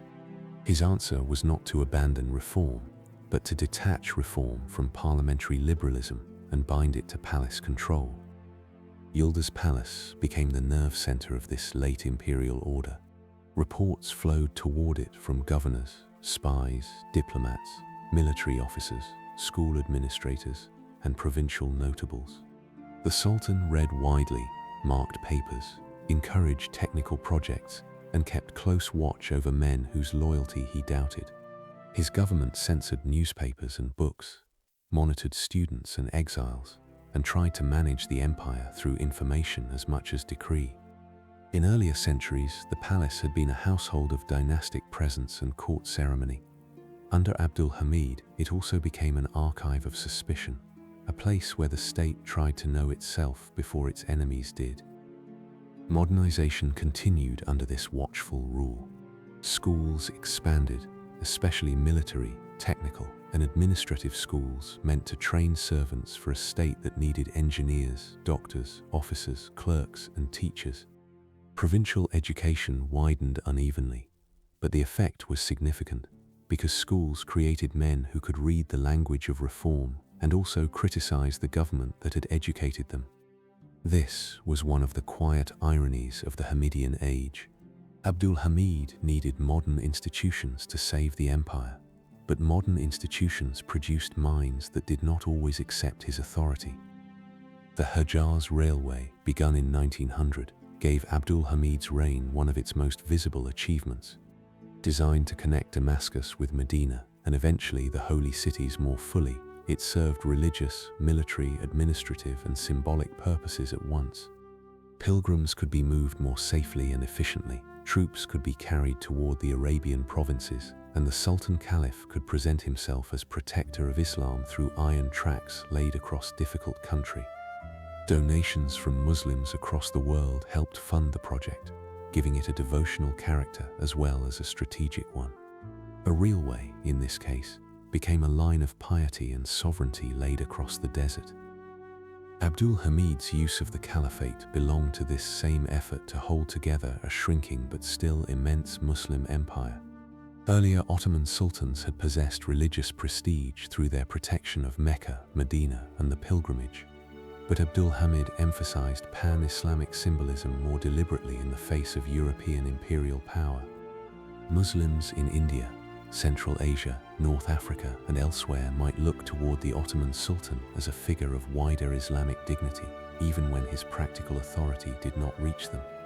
For Britain, France, and Russia, all ruling large Muslim populations, this symbolism could appear troubling. For Abdul Hamid, it offered a language of solidarity at a time when Ottomanism, the shared citizenship ideal of the Tanzimat, had weakened under nationalist and imperial pressures. The Armenian question became one of the gravest crises of his reign. Armenian communities had long lived within the empire as subjects with churches, schools, merchants, peasants, clergy, and regional differences of their own. In the late 19th century, reform promises, local grievances, Kurdish tribal violence, revolutionary activism, great power diplomacy, and Ottoman suspicion all converged in eastern Anatolia and beyond. The massacres of the 1890s, often called the Hamidian massacres, brought large-scale violence against Armenians and left a deep wound in Ottoman and Armenian history. The Chronicle can name this plainly without turning suffering into spectacle. It was a violent crisis of late imperial rule, and it showed how fear of separatism, communal inequality, and state insecurity could become ruinous for vulnerable subjects. Other communities and provinces also strained the old imperial frame. In Macedonia, competing Bulgarian, Greek, Serbian, Albanian, and Ottoman claims made villages, churches, schools, and armed bands part of a wider national contest. Crete moved through revolt and intervention toward autonomy and eventual union with Greece. Arab provinces contained many forms of loyalty, from Ottoman bureaucratic service to local notable power, Islamic attachment, reformist thought, and early currents of Arab cultural and political consciousness. Albania, with its Muslim and Christian populations and strong local structures, presented its own difficulties. The empire still governed, but governance increasingly meant managing national claims that made compromise harder with every decade. Theodor Herzl's approach to Abdul Hamid belongs to another layer of the period. Herzl, seeking support for Jewish settlement in Palestine, hoped that Ottoman financial difficulties might make negotiation possible, but Abdul Hamid would not sell sovereignty over the land. Jewish migration to Palestine had already begun in new forms during the late 19th century, joining older Jewish communities there, and Ottoman officials watched the issue through the lenses of land, security, diplomacy, and imperial integrity. Palestine was still an Ottoman province within the administrative world of Syria and later separate arrangements around Jerusalem, but the future was already beginning to gather there in ways no late Ottoman official could fully contain. Intellectual opposition developed both inside and beyond the empire. Namık Kemal, whose earlier constitutional thought had helped shape the reformist imagination, remained an important memory for younger critics even after his death in 1888. Exiles wrote in Paris, Geneva, Cairo, and other cities, sending newspapers and pamphlets into Ottoman networks despite censorship. Ahmed Reza became one of the leading figures among the Young Turks, advocating constitutional restoration and centralist reform. These men did not all agree with one another. An opposition to Abdul Hamid could be liberal, nationalist, positivist, Islamic, bureaucratic, military, or some mixture of these. What united them was the belief that palace rule had become a danger to the empire it claimed to protect. The late Ottoman officer corps became especially important. Military schools trained young men in mathematics, engineering, languages, geography, and the science of modern war, but they also gave them a shared environment in which discontent could circulate. Officers posted in Macedonia saw the empire's weakness at close range, where European intervention, local insurgencies, and administrative disorder made every promise of reform seem urgent. Enver Bey, who would later become Enver Pasha, belonged to this world of young officers who imagined themselves as saviors of the state. Talat Bey, working through administrative and telegraph networks, also emerged from the Committee of Union and Progress, the organization that would come to dominate the constitutional movement. The Young Turk Revolution of 1908 began not as a calm parliamentary transition, but as a military political revolt in Macedonia. Officers associated with the Committee of Union and Progress took to the hills, demanded restoration of the constitution, and forced Abdul Hamid to yield when the movement spread beyond his ability to suppress it. The Constitution of 1876 was restored, Parliament reopened, and the empire experienced a sudden release of public speech. Newspapers multiplied, political meetings gathered, exiles returned, and people in many communities celebrated a moment that seemed to promise liberty, equality, and renewed imperial strength. For a brief period, Ottomanism appeared to breathe again. That hope carried contradictions from the beginning. Turks, Arabs, Armenians, Greeks, Jews, Albanians, Bulgarians, and others did not all understand constitutional liberty in the same way. Some hoped it would protect communal rights. Others hoped it would strengthen central government. Some believed it would save the empire from European interference. Others saw it as a path toward national advancement. The Committee of Union and Progress itself contained different tendencies, but it increasingly leaned towards centralization, discipline, and the preservation of the state above plural compromise. Constitutional language had returned, yet the question that haunted the Tanzimat remained. Could equality hold an empire together when many of its peoples had begun to imagine political futures outside it? The counter-coup of 1909 revealed how fragile the new order was. Reactionary soldiers, religious students, and opponents of the committee rose in Istanbul, demanding changes that were framed partly in Islamic terms and partly through resentment against Cup influence. The movement briefly unsettled the capital, but forces from Salonika, known as the Action Army, marched on Istanbul and restored control. Among those associated with this military world was Mustafa Kemal, not yet the central figure he would become, but already present in the late Ottoman officer generation formed by reform, discipline, and crisis. The counter-coup failed, and its failure ended Abdülhamid's reign. Abdülhamid was deposed in April 1909 and replaced by his brother Mehmed Rishad. The act was carried out through constitutional forms, with a fetva and parliamentary decision giving legal shape to what was also a political and military removal. Abdülhamid was sent first to Salonika, then later returned to Istanbul under guarded circumstances after the Balkan Wars. His long rule had left behind schools, railways, telegraphs, intelligence networks, debt administration, censorship, suspicion, and a strengthened language of Islamic sovereignty. It had also educated many of the men who overthrew him. Few reigns show more clearly how a ruler's instruments of survival can become the instruments of his replacement. Mehmed V inherited the throne as a constitutional sultan with limited personal power.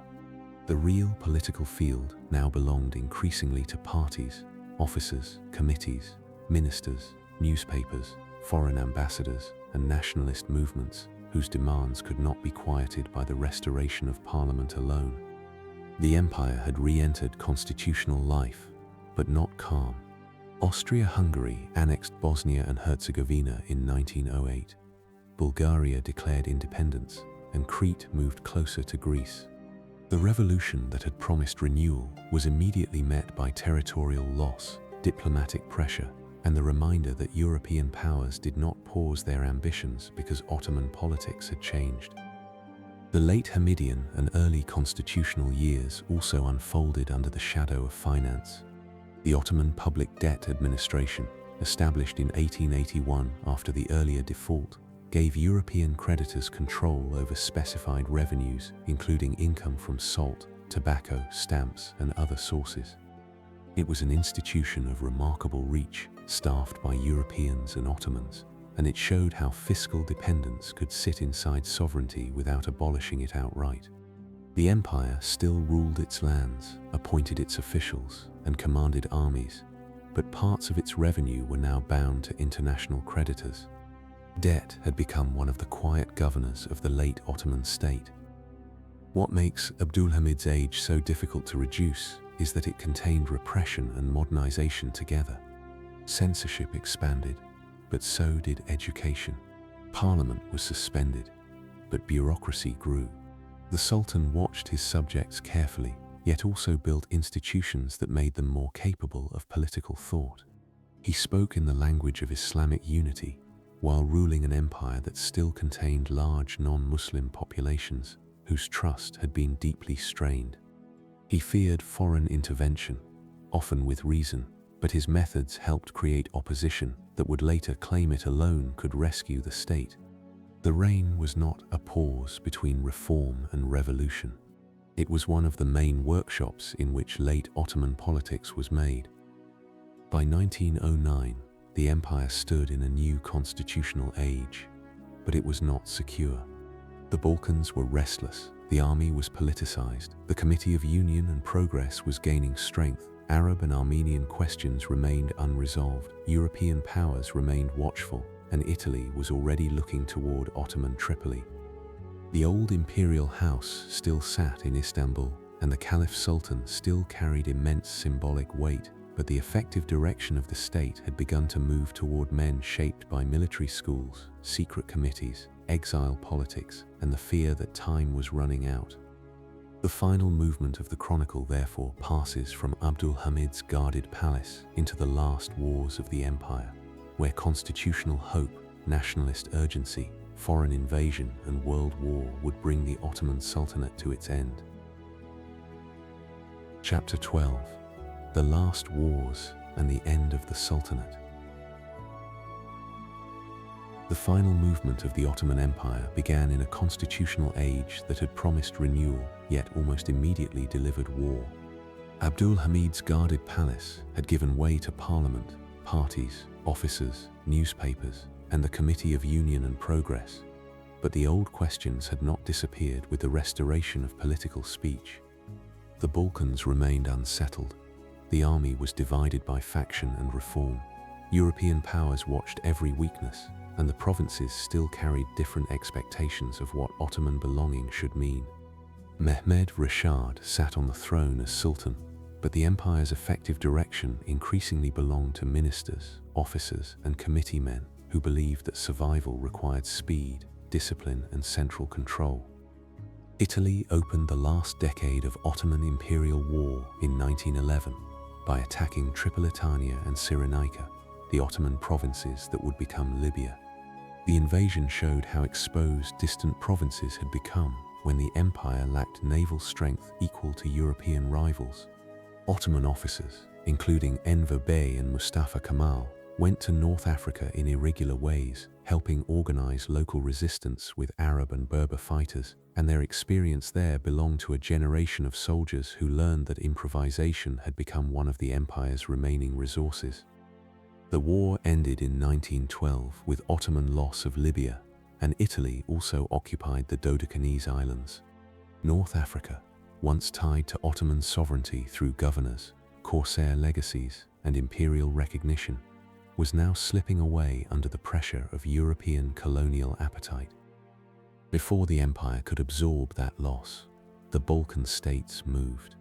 Bulgaria, Serbia, Greece, and Montenegro formed a league and attacked in 1912, taking advantage of Ottoman weakness, army disorganization, and the nationalist momentum that had been gathering for decades.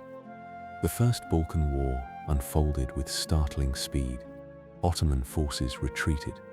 Salonika fell to Greece, and Edirne, the old Ottoman capital in Europe, came under siege and eventually passed into Bulgarian hands for a time. For the dynasty that had made Rumelia one of its great bases since the 14th century, the loss was not merely strategic. It touched the deep memory of the empire's European life. The Balkan Wars brought human consequences that moved far beyond treaties and military maps. Muslim refugees from lost or contested lands moved toward Istanbul and Anatolia, carrying memories of villages, fields, mosques, markets, and graves that had passed into new national states. Christian populations also suffered in the violence and reprisals of the wars, and the old mixed geography of the Balkans was being reordered with harsh speed. The Ottoman state had long ruled through hierarchy and community difference.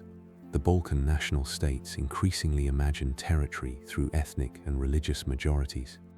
In that change, people who had lived for generations inside layered imperial arrangements found themselves suddenly exposed. The shock of defeat strengthened the Committee of Union and Progress. In January 1913, Enver Bey and other Cup men carried out the raid on the Sublime Porte, forcing a change of government and bringing the committee more firmly into power. Mahmud Şevket Pasha briefly served as Grand Vizier before his assassination, and the Cup's dominance hardened after his death. Enver, Talat, and Cemal Pasha emerged as the central figures of the wartime regime, though Ottoman politics remained more complex than three names alone can contain.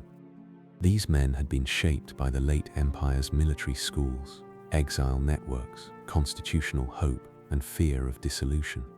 They believed they were rescuing the state, even as their choices drew it toward its final catastrophe. A second Balkan War in 1913 allowed the Ottomans to recover Edirne from Bulgaria, and Enver's reputation rose with that recovery. Yet, the larger damage could not be undone. Most Ottoman Europe was gone. Macedonia, Albania, Kosovo, much of Thrace, and the old network of Balkan towns and roads that had nourished the empire for centuries no longer belonged to Istanbul. The empire that entered the First World War was therefore not the broad European power of Suleiman or even Abdul Hamid, but a wounded state centered increasingly on Anatolia, the Arab provinces, the Straits, and the hope that alliance might restore security. The choice of alliance in 1914 came under the pressure of isolation and fear. Britain and France were tied to Russia, the old Ottoman rival, and Germany had cultivated military and economic influence in Istanbul through missions, officers, railways, and diplomacy. The arrival of the German warships Guben and Breslau, transferred into Ottoman service as Yavuz Sultan Selim and Midilli, became one of the visible signs of the empire's movement toward the Central Powers. In late 1914, Ottoman naval action against Russian ports helped bring the empire fully into the war. The decision was made by a narrow leadership, yet its consequences reached every province, village, barracks, and household. Enver Pasha's early campaign against Russia in the Caucasus ended disastrously at Sarıkamış in the winter of 1914 to 1915. The Ottoman army suffered heavily from cold, disease, supply failure, and battlefield defeat. The details do not need severe dwelling because the outcome itself is enough to show the scale of miscalculation. The Caucasus front would remain tied to imperial fear, Muslim refugee memory, Armenian revolutionary activity, Russian advance, and the CUP leadership's harsh suspicion of internal enemies. War made every existing tension sharper, and the state increasingly treated insecurity as a reason for extraordinary violence. In 1915, the Ottoman government carried out the deportation and destruction of much of the Armenian population of Anatolia and other regions in what is recognized by many historians and governments as the Armenian Genocide. It grew from decisions made by the Cup wartime leadership under conditions of war, fear, ideology, and state violence, and it cannot be softened into a mere tragedy of circumstance. Armenians who had lived for centuries inside the Ottoman order were uprooted, dispossessed, and killed in vast numbers. A sleep chronicle should not linger over physical suffering, but it must not look away from responsibility. This was one of the central catastrophes of the empire's final years. At Gallipoli, another part of the war entered memory differently. In 1915, British and French forces tried to force the Dardanelles, hoping to open a route to Russia, threaten Istanbul, and alter the war's balance. Ottoman defense, aided by German officers but carried by Ottoman soldiers from many regions, held the straits.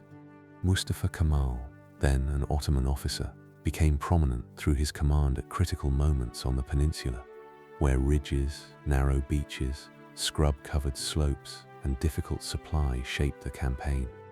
The Allied withdrawal in early 1916 gave the empire a rare and powerful victory. For Ottoman morale, and later for Turkish national memory, Gallipoli became a place where imperial defeat was not the only possible story. Other fronts drained the empire steadily. In Mesopotamia, British forces advanced from the Gulf, suffered defeat and surrender at Kut in 1916, then regrouped and took Baghdad in 1917. In Sinai and Palestine, Simal Pasha's efforts against the Suez Canal failed, and British forces under later commanders moved northward through Gaza, Jerusalem, and beyond.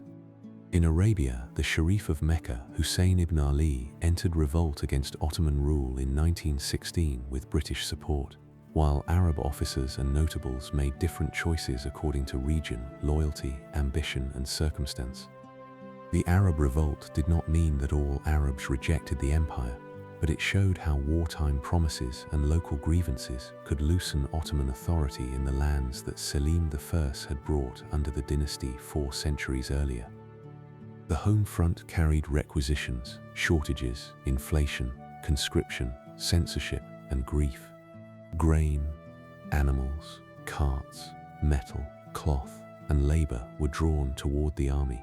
Families waited for news from fronts whose names were sometimes barely known before sons and fathers were sent there.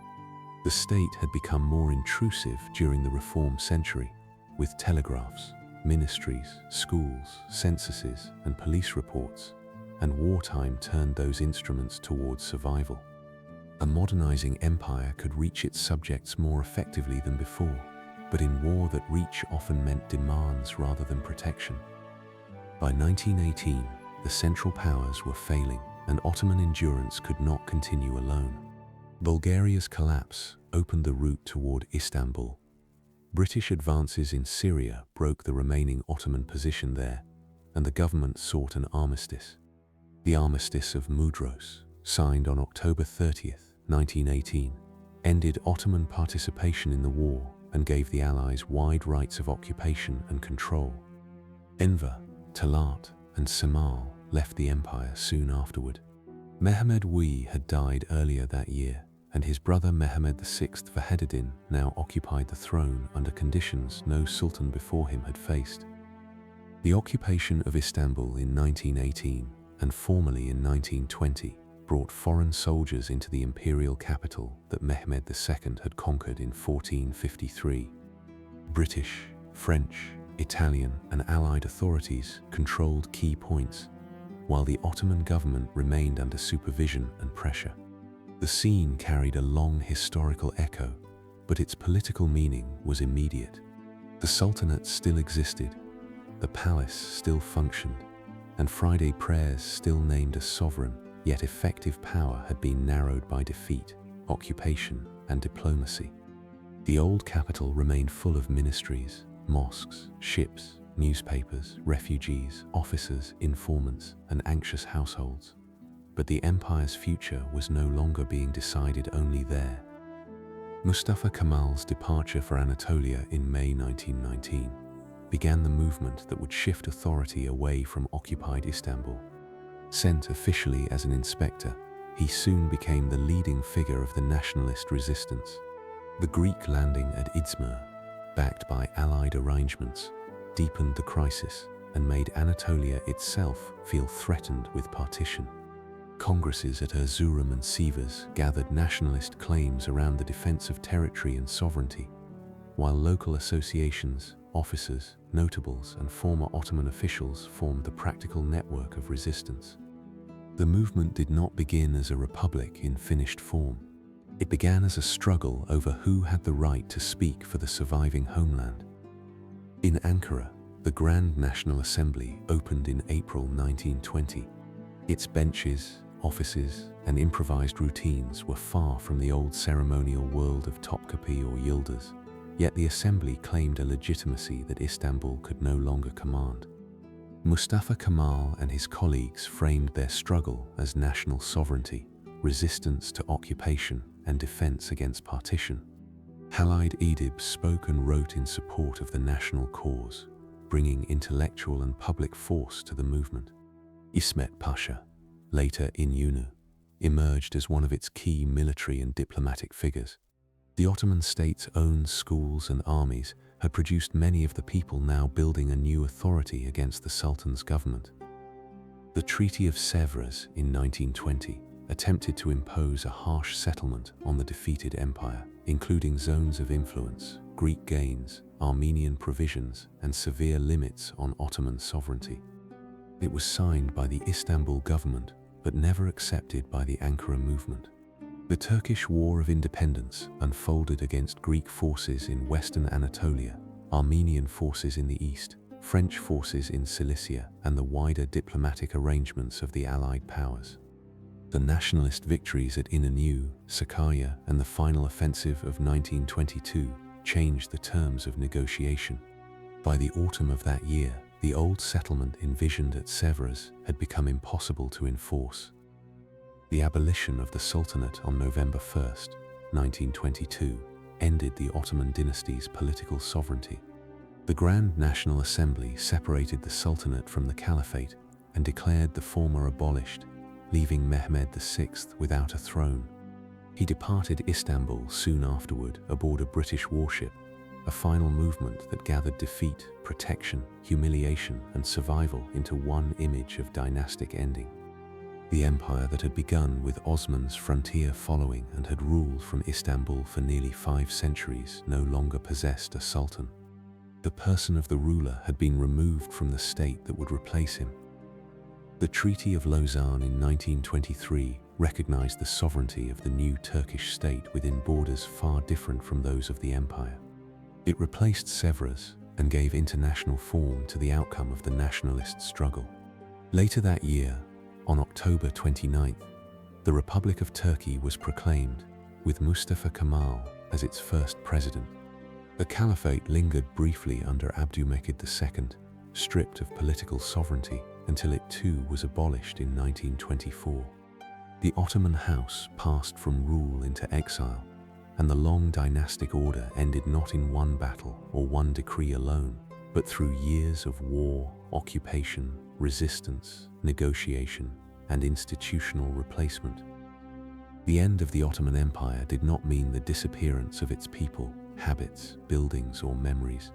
Former Ottoman lands became many different states and mandates, each carrying parts of the imperial past into new arrangements. In Turkey, the Republic rejected much of the dynasty's political and religious order while inheriting its bureaucracy, officers, territory, traumas, and archives.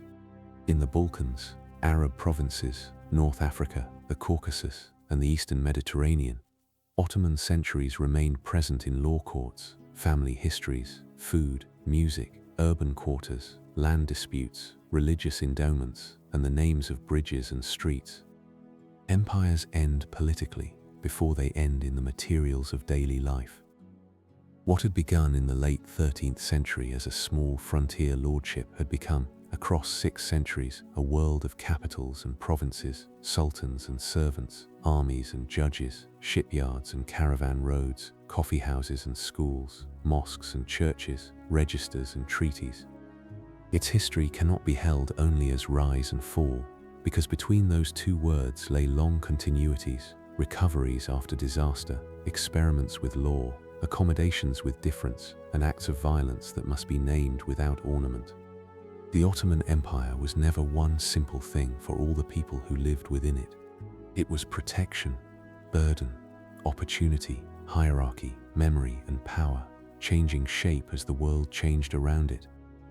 After the Sultanate ended, the old imperial spaces did not fall silent. The Bosporus still carried ships between seas, and Istanbul remained a city of hills, water, stone, markets, and prayer, though its political place had altered. Bursa still held the tombs of the early dynasty, where the memory of Osman and Orhan rested far from the ministries of Ankara. Edirne, once the forward capital of the Balkan Road, stood near a new border. Damascus, Cairo, Baghdad, Sarajevo, Salonika, Jerusalem, Algiers, and many other cities carried their own portions of Ottoman time into other sovereignties. In archives, the empire remained in paper.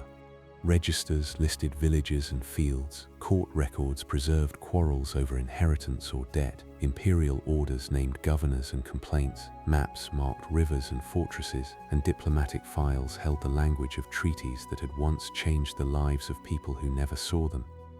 Such paper does not rule once the state that made it has passed, yet it keeps a certain kind of afterlife. It allows later generations to hear the faint administrative murmur of a vanished order, not as a single voice, but as thousands of small entries written by hands that expected another day of government to follow. Old buildings held another memory.